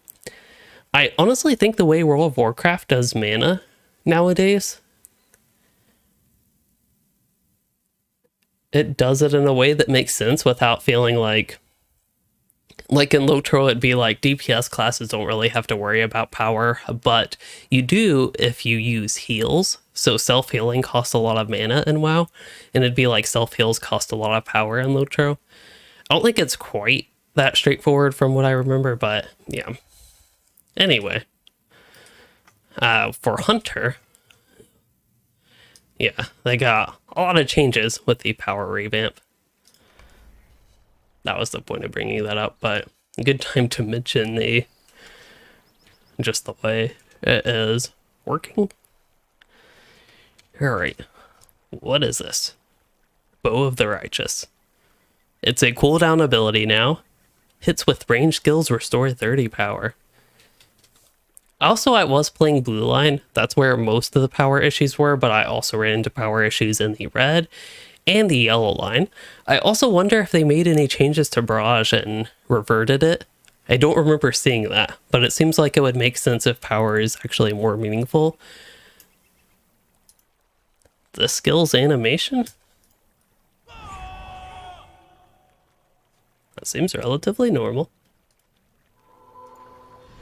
Does Intent Concentration restore power? Costs power, but it restores power. Wonderful.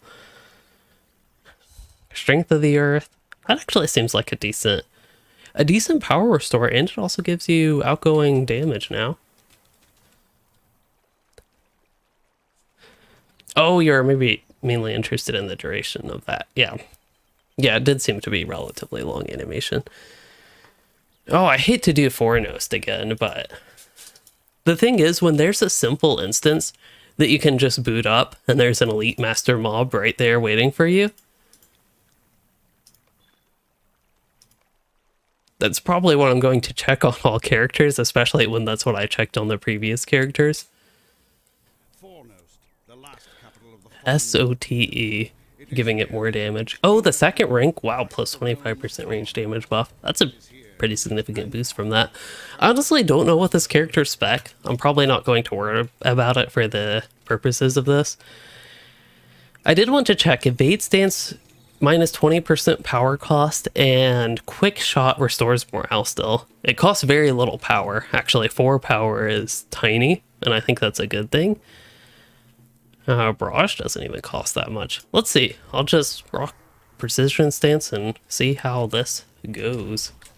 I don't remember how to play Hunter, to be honest, so... Wait, can I not use Blood Arrow? Oh, don't have focus. Duh, that makes sense.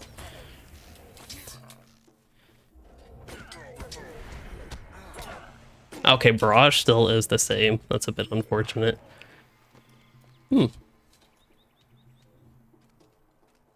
At least in that short fight, I didn't run into power issues. I don't know if there's... Let's see. What were the hunter changes? That might actually help me a little bit. Move that over there. Okay, hunters. So endurance stance, yes. Press onward heal. That scales. It's no longer a percent. So press onward. No longer restores power either. Huh. So it gives you a run speed buff. Interesting. Okay, and then perseverance healing trait. Do I have that? I have press onward, but perseverance now, okay, increases the heal. It still says power, but I don't think that actually gives you power. Okay, Bow of the Righteous causes all hits with range attacks to restore. It says a substantial amount of power, but it still says plus 30 power. We'll check that. Draw weight in the red line.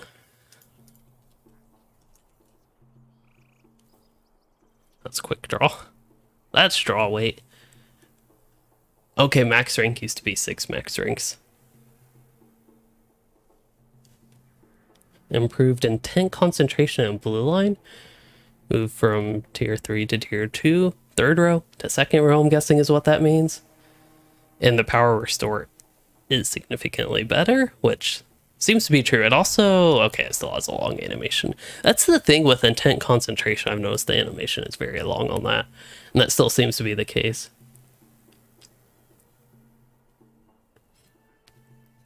I think one of the things that I would like to see, it's kind of tough now because quick shot restores morale, and I actually love that in the endurance stance. But if quick shot restored power also in the endurance stance, or even if it just restored power, even a small amount, I think that would help the hunter. It would at least help partially qualm my concerns. But yes, let's do Bow of the Righteous and see. There's Barrage. Bow of the Righteous. There's Barrage. It doesn't seem to actually change that, but can we see the power restore component of it? Yes. Every time I land a hit, let's see. Auto attack? Auto attack does not restore power. I have to actually use an ability, and that will restore power, it seems. I think we can test that again, but I think I have that duration where it did not. Or I can just scroll up and check. Yeah, only one of those restore power, so. Well, increase power. Power restore 2.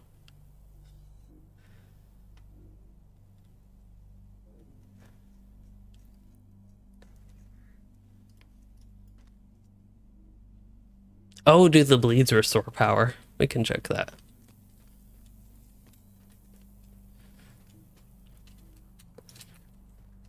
In the meantime, I don't know, I'll see if I can kill these guys.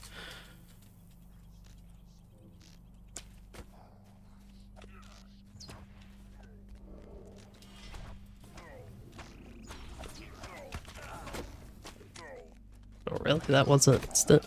I usually just... Oh, my health is low. Did I just take all that damage, or what happened there? I wasn't paying attention. Was I being attacked in melee?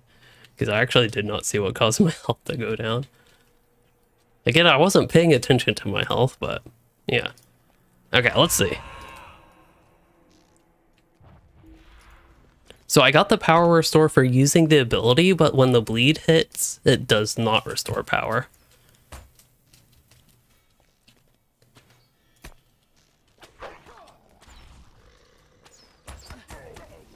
Oh, did I have a ranged mob attacking me? That's probably what killed me earlier. Let's see, can I self-heal? Ooh, press onward has a quick animation. I don't know if that's new, but it does have a quick animation. Yeah, I'd have to actually check this. I would probably have to go to like the Wardenguard Tavern and just attack a training dummy. Which I think for checking out like warden damage abilities, that'd probably be my best bet anyway, rather than just fighting random mobs. I think earlier Fornost was helpful for just overall warden, like seeing how they played, especially with the blue line and defensive gambits. and testing out the actual application of those, but that is another possibility for me to check. Could do that first with a hunter. It's not necessarily the most exciting to me, but I can. I don't know if Thorin's Hall, that returns you actually to Thorin's Hall, or if it returns you to Thorin's Gate. But we'll see.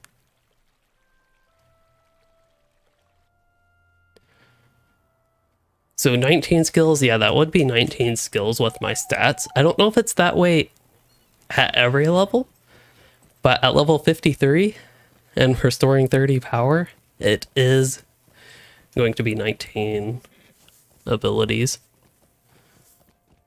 to fully restore power. Which, if you use something like, well, you have a lot of instant abilities. They do cost power, so you'd have to factor that in as well. I don't think it removes power cost while that, yeah, just restore power.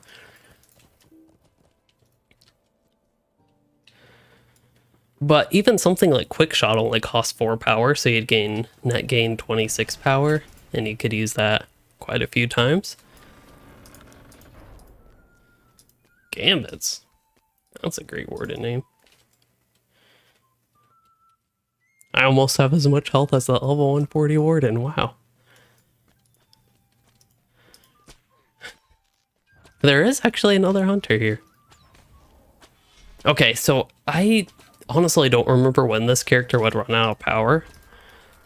But since the issues were worse in the blue line, I will just try to somewhat functionally play blue line hunter here. And just see how power is. And honestly, my initial impressions of this is that power is actually less of an issue than it used to be. So I would really run into power issues quick on this character. I don't even know if I'm using all my abilities. I just feel like I forgot how to play this game, to be honest.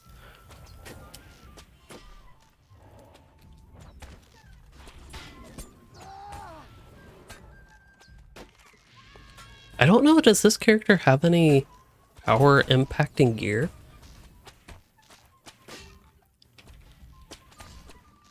Wait, I thought Fate was supposed to now give increased max power. Maybe that's not implemented. That's one problem with beta, especially first rounds of beta, is that a lot of things are not fully implemented. But yeah, I can pretty easily say this character's power issues are actually a lot less bad after this update, which is pretty nice to see. But power cost of Upshot and Heartseeker. Upshot is 21 power, which, as far as I can tell, is not that much, especially compared to other things. Barbed Arrow and Swift Bow cost more power than that, just for extra context. Heartseeker is 26 power, and that's the same as Swift Bow and Barbed Arrow.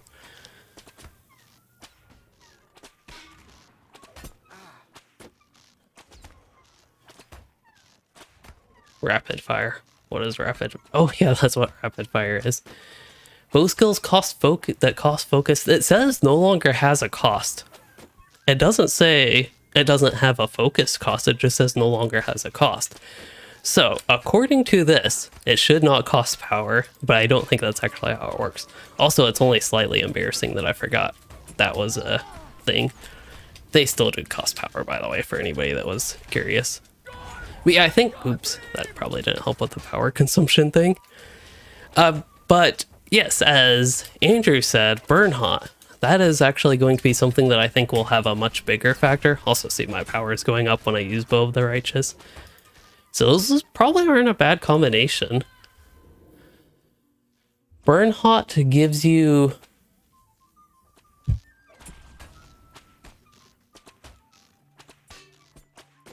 I don't think that tooltip is accurate, because that would mean it's minus 75% power cost. Looks like it's supposed to be plus 15% power cost. So instead of 25%, that should be a plus 15, I believe. Well, the tooltip on the right, the one on the left, that looks to be more accurate with the increased power cost. So let me try to get out of combat. I don't remember how long it takes. Okay. So Burn Hot, it still doesn't say that correctly, but I think it will be 30% extra power cost if we actually use the buff. That still is not saying. I should have looked at an ability, so that's 27 power. That guy is 33 power. I don't know. That guy's 27 power. Ooh, quick shot's a good one to check. That's 6 power. Okay, Burn Hot is done, and that did increase the power cost. Okay, so it actually works as it's described in the patch, but the tooltip and all that sort of stuff is not really accurate at all. Not updated is what I'm trying to say.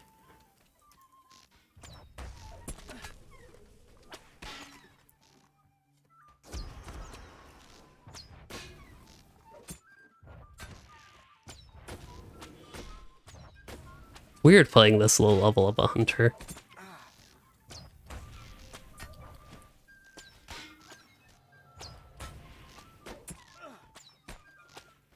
I feel like I am noticing power a little bit more actually in the red line now.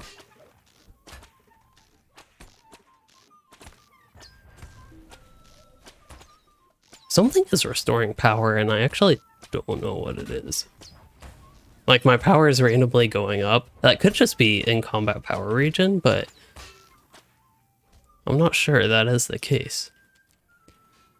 Because it seemed like power jumped up relatively... Oh, wait, you can get both the righteous? Hold up. Oh no. I used to have bow of the righteous, now I don't even have that in the blue line. That's a red line trait now. Neat. Yeah, Dark Before Dawn does seem to be more overtime power restore rather than decent upfront power restore. And yeah, South Bree would probably be the main hub in the game, but I still like Galtrav. It's convenient and kind of neat. That has great access to the mission stable master as well, which helps, and skirmish camp. So there's still some reasons to go to Galtrav, but overall South Bree is the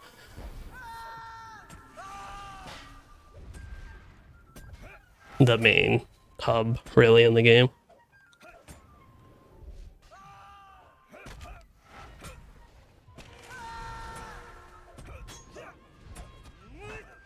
Yeah, we can go back to red line. And there is both the righteous. And that's still a trait.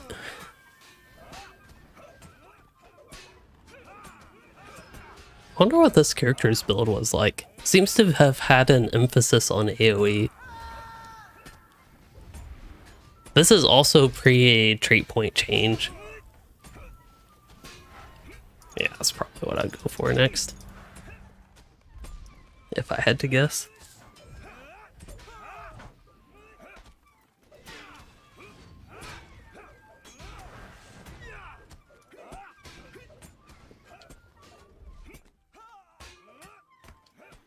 Food as well. Does that still give, or does that give in combat power regen still? Do I really not have any of that food on this character to check? I do not.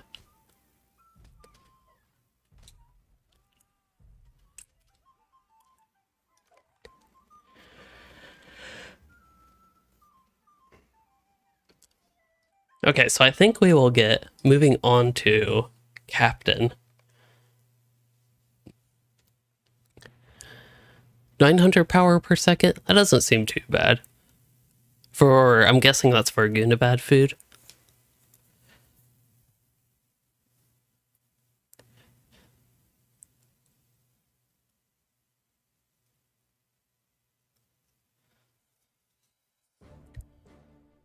I think so. My warden had, what was it, like 75k? That doesn't seem terrible. But, oh yeah, I was going to go to Captain and just look at the blue line.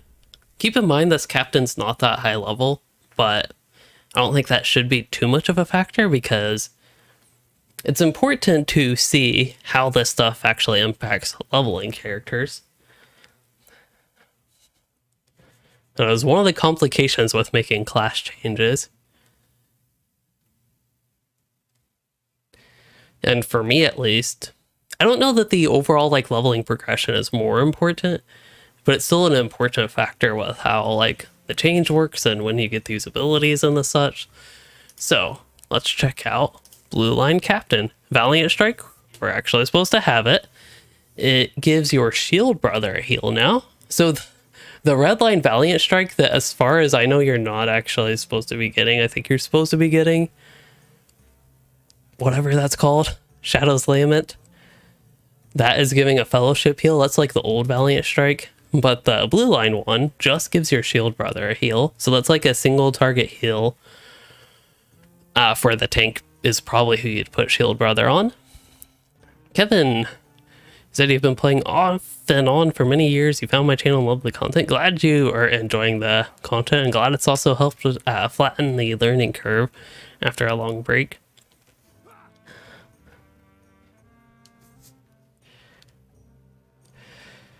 Okay, so we have healing critical magnitude. This is skilled hands, which I thought used to be in the second row. Words of courage. What does this do now? So it's still similar. Inspire. So you have 2 heals that do a lot for your shield brother. I know they're removing some of the passive, or not even removing, but nerfing some of the passive AoE healing of the Blue Line Captain, but that's one of the parts I really liked about it, so I hope they didn't lose that flavor too much to become like a better main healer. I just really hope they didn't lose that flavor all that much again. Anyway, we can probably put good old 6 points in this. Words of Courage healing. Yeah, that's one of the reasons I was checking that. So Rallying Cry, you probably want that as a support healing guy or gal. And then Words of Courage healing. I wonder set bonuses if those change.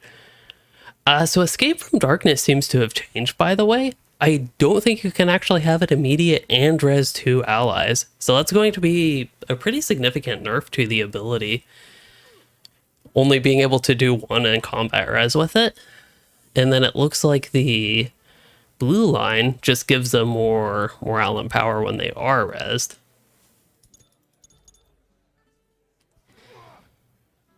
Yes, Captain icons are reworked too. It's going to take a moment to do that. For Captain, can you swap stances in combat? Probably. I'll check, if I remember at least, I'll check that after we do all, just put points and stuff. I'm actually running out of trait points, so I have to be a little bit careful. The banner still does give AoE healing, so every 2 seconds it will have a decent heal. This is like, it's useful, but we have other exciting things to potentially look at.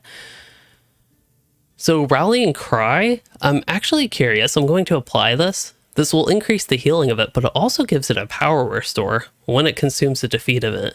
So we need to go defeat something. What's something just like easy where you can defeat stuff?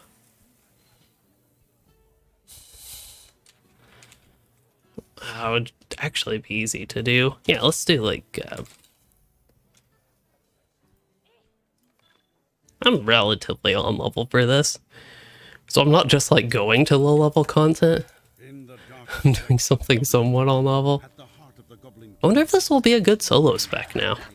Also, Gallant Display is... Wait, that's not Gallant Display. Hold up. Oh, that was Gallant Display. I have to go to the cap... Wait, no, I went to the Captain Trainer. I shouldn't have to redo Gallant Display. I just have to... regular redo. Okay, anyway, we have a defeat event. And this restores... Oh yeah, it used to restore power when you had that trait. So this is something that it's already had, but it seems to be a pretty decent power restore. And for just like sustained power healing for the entire fellowship, I don't know if that's raid or fellowship wide, to be honest. It just says nearby fellows, so that might be raid-wide. I know they did an update to make certain things raid-wide for the captain, but anyway, that restores power. and it seems to actually be somewhat decent amount.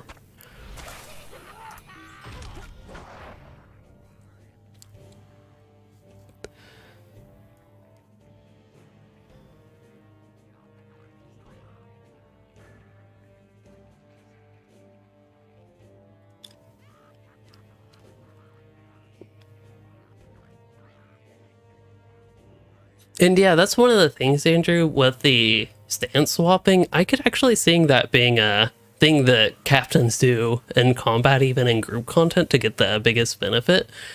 When I was generally thinking about it, it seemed like having a long induction might be annoying, but could be something they would do, or have a long cooldown, so you actually have to be in whichever stance you choose for a while. I wouldn't mind having stance swapping, because there could be edge cases where you might want to switch for a time period and content, and like 3-man content perhaps, or 6-man, or whatever content it is. There could be cases where that would be beneficial, and I don't know if that would be fun or not, but could potentially be interesting. Muster Courage heals the captain on use, so that's going to be a self-heal on the blue line. Seems to be a decent self-heal. If I remember correctly, that used to be a thing in the blue line, I want to say, but could have been the yellow line. Not 100% sure. Okay, then dear Inspire, and even 2 arms. That gives the Fellowship, which includes yourself, some of the benefit. So Inspire would be this guy right here. That gives the Fellowship a heal now. It also gives him a power restore. Neat. Does this one apply? That does not apply partially to the Fellowship. Okay, and then you get, yeah, Shield of the Dunedain, which used to be a yellow line cooldown. So this for an ally will decrease incoming damage, but does not stack with other sources of defense like that. And then Valor, your skills will heal your shield brother. The strength of these will scale with skill damage. Does it display that in the icon? It does. That's actually pretty neat. I like that. I actually really like that Valor trait. It seems to be one of just like all the things I've seen on the captain, one of the most thematic one, and that like combines well with the class fantasy and the such. Okay, I don't really know what I can do all that well to just randomly test the gameplay, but I do have a shield brother. Don't mind that they don't have a shield. They can still be a shield brother.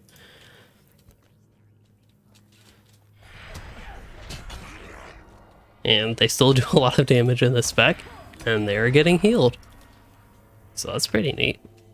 This might be this ain't the best content to check this out, but this might not be a bad solo option. That is without testing the yellow line. Okay, so we can check the red line though, and see if you can swap stance in combat. It has a 3-second cooldown right now. So I could even get myself buffs here and then swap out. And yeah, you can just swap in and out. It seems freely on a 3-second cooldown. Animation's somewhat long, but not like very long.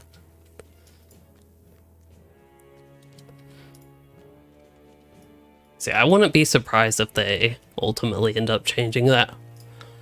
I would probably be in favor of that being changed a little bit.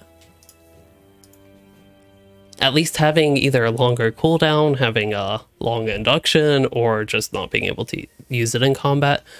The one thing also with not being able to use it in combat is if you are solo and don't have it on, you want to be able to turn it on. But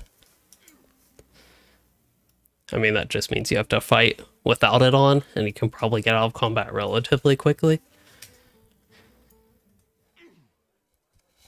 Okay, so I'm going to go back to the Warden, I think, and go to the Wardenguard Tavern. I probably won't do all that much more, but this will give me a chance to more slowly, I think, test out some of the just different things that they have going on. We did test the red captain, but that was quite a bit earlier in the stream. That was, I don't know, maybe like an hour ago. I don't remember exactly, but it was a little while ago. I just kind of forgot about all the blue line changes, to be honest, because I wasn't, since it's war, I wasn't really doing any grouping. But I really like the blue line captain, so I think it was still worth checking out. And they did get a pretty decent update. Seems like yellow line got the smallest update, and red and blue line got the biggest updates. Okay. We gotta go right there. That's going to take me to the gate, but that's okay. Oh, that's actually right where I wanted to be. I was thinking that took me up to the hall, not the gate.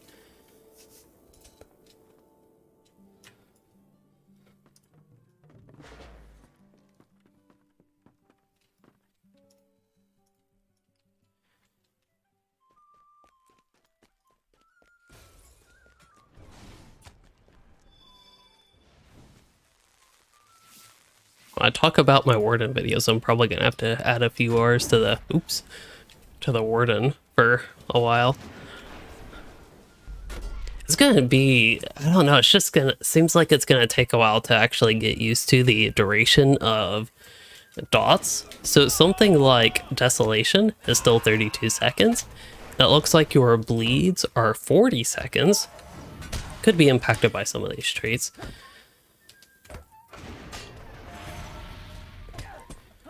And then your light dots, single target light dots, are 24 seconds. But the newest one is only like 11 seconds or something like that. I guess 12 seconds with traits. It might be 10 without traits. So, you know, there's going to be a lot more management of how long the different damage over time effects last. Something else you all might notice that I don't think I've gone too much on about is the bleeds and the such used to have a chance to essentially trigger twice, and they do not have that anymore. Well, the bleeds are actually strong.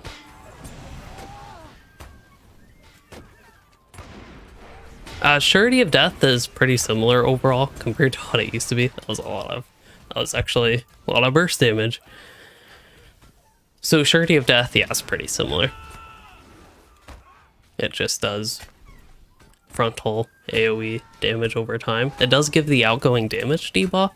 That is from suppression trait, which I only put 1 point in just to like get that for the purposes of this.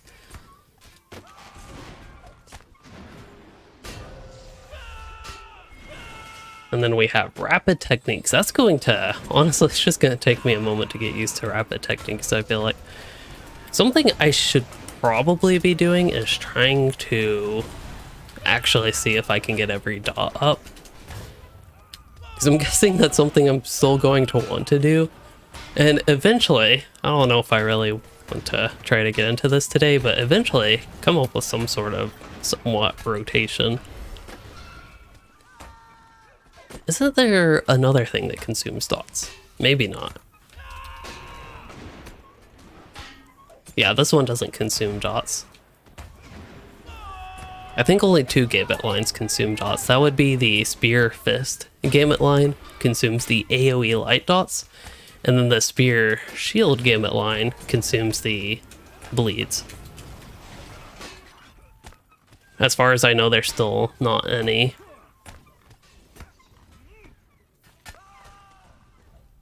AoE bleeds. We did check out the solo stance with Red Captain. That again was probably about an hour ago in the stream. I will, for people that watch this or want to go back and watch certain parts, I will try to remember to perhaps make timestamps when the stream becomes a regular video. Yes, it's something the class inherently has for the consuming. And gives them a little bit of burst option, and it's not like spear sweeping. So that's one of the big things where it used to be power attack, onslaught, that would sweep it, and you'd get the like mighty bleed or whatever it was called. And mighty blow, you do wall of steel. Now wall of steel just does damage. And yeah, getting 5 length gambits for those gambit lines, it really does feel a little bit finishing. Something I'm also noticing, there's a lot of consumption, but something I'm also noticing is the gambit builders themselves do build a lot faster. I think that's a good thing overall, of course, but it's something that actually, it almost makes it harder to get used to these changes because the class just plays faster, to be honest. And I'm not used to it. So I'm trying to adapt to all these changes and just jumping into it at level 140. I'm trying to do that while also having the class just play faster. Like, I haven't even gotten into using rapid techniques or whatever that's called. I know all these bleeds I've already used, but I also have advanced techniques and the such.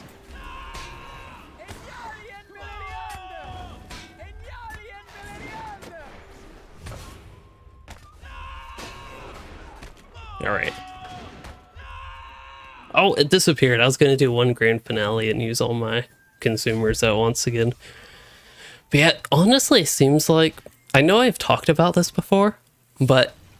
Here, let me try to say one thing at a time instead of 2 things at a time. So I know I've talked about not using plugins and wanting to start trying some different LOTRO plugins. It seems like the Warden's becoming a little bit more plugin dependent than it used to be, and it already, even from the perspective of somebody who didn't really use plugins with it, it already felt plugin dependent to just with the way the LOTRO UI works to keep track of your dots. So it actually seems even worse now because you have to keep track of your gambit chains, you have to keep track of your advanced techniques and how many of those you have, you have to keep track of your dots if you're playing tank. Well, even in DPS, you have to keep track of your buffs. I did not even use these. But it seems like Android Maneuver and Warden's Triumph will be worth using now. Warden's Triumph gave me that, war damage pulses. But yeah, you need to keep track of so many different things with inconsistent durations. It's not bad that they're different durations, but the buffs have different durations than the dots. Some dots have different durations than other dots. I think there are like 4 total different durations for the dots. These are 27 seconds. These are 36 seconds. These are whatever they are. I also do have this buff to get increased pulses. The one thing is probably going to be 13 pulses, 13 seconds with Spear of Fate. What were these? 40, so they're probably 44 now. But, impressive flourish. Yeah, Android Maneuver is worth using in Fellowship where you have people doing any sort of induction. Well, already, it no longer has that effect in the beta.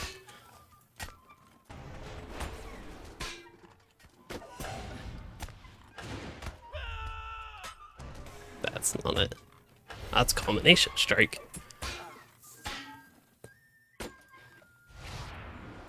If I remember correctly, the ranged gambits aren't fully balanced. They said somewhere in there, but just curiously, Piercing Toss.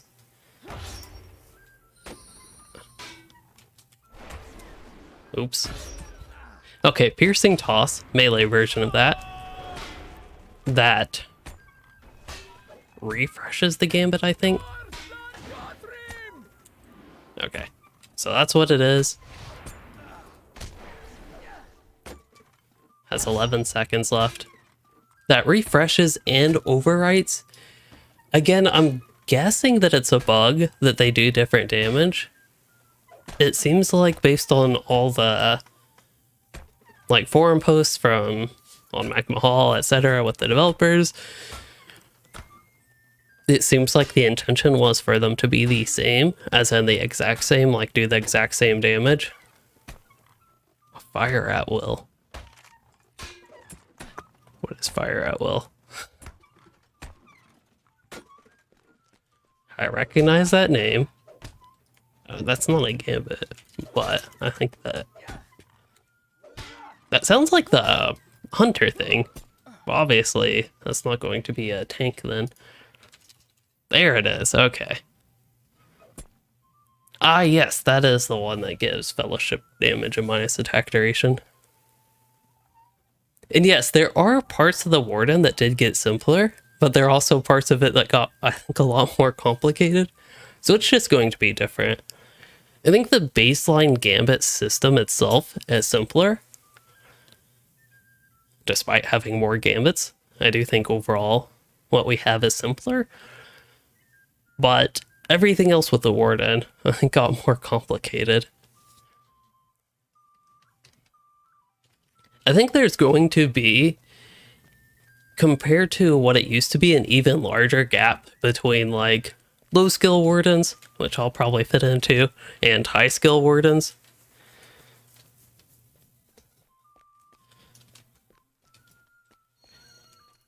Like, there is nowadays, if you use Wall of Steel, I don't know, if you use Boar's Rush nowadays, like if that's your main gambit, you'll probably do a little bit better, but still be doing relatively bad as a Warden. Yeah, advanced techniques are almost like a gambit system in the gambit system, but you don't have to use gambit chain gambits in a certain order.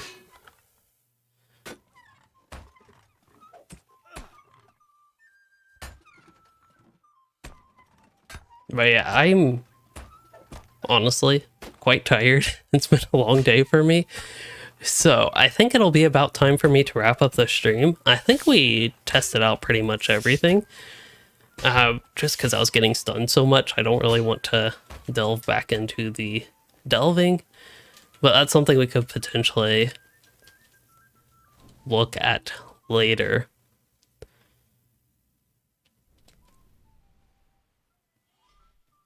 And yeah, the Warden will be more builders. I think that's something I keep repeating this, but going to take some adapting. Getting used to not having seize the moment, and getting used to having a cooldown with rapid techniques to let you spam masteries briefly. And it seems like now it's almost going to be hard to get fully efficient use of the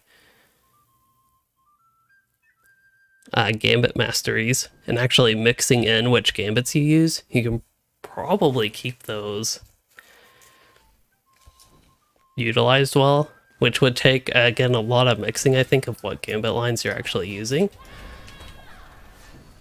So that'll be interesting. Overall, I would say that, yeah, I definitely recommend waiting for the update to really try to learn the Warden, because it's going to be a lot different. I would definitely recommend. Overall, I would say my impressions, though, with the beta are positive. I still think my biggest concern is power, though. It seems to be, I would describe it as like halfway implemented. And the way it currently is, and what appears to be, my impressions at least, is like a halfway implemented form, I'm not the biggest fan of it. I will say for my low-level hunter, I've had less power issues, which I think is good.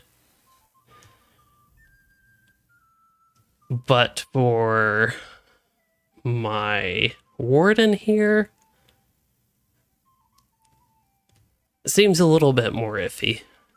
But it hasn't been the biggest thing. Yeah, I really haven't checked up too much of the blue line stuff yet. I think that might have to wait until another day for me. But yeah, the damage reduction for, I don't even know the way to build a lot of these gambits, but like Readied Blade, get minus 12% incoming melee damage. Shield up. And that would be, yeah, minus 12% incoming tactical and range damage.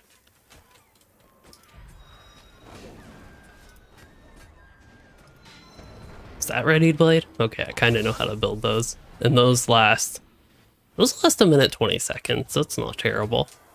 That's some decent mitigation and damage reduction. So that's definitely, to me at least, something to look forward to. But yeah, I'm really excited to dive more into Warden later, but I really do think it's ultimately going to be a fairly slow process in yeah, getting to that. Wait, Ready Blade is Shield, Spear, Fist. What did I do to build it? Well, that ain't gonna be it. Isn't it this? Yeah. It's Shield, Fist, Spear. What's Shield, Spear, Fist? That one's Shield up.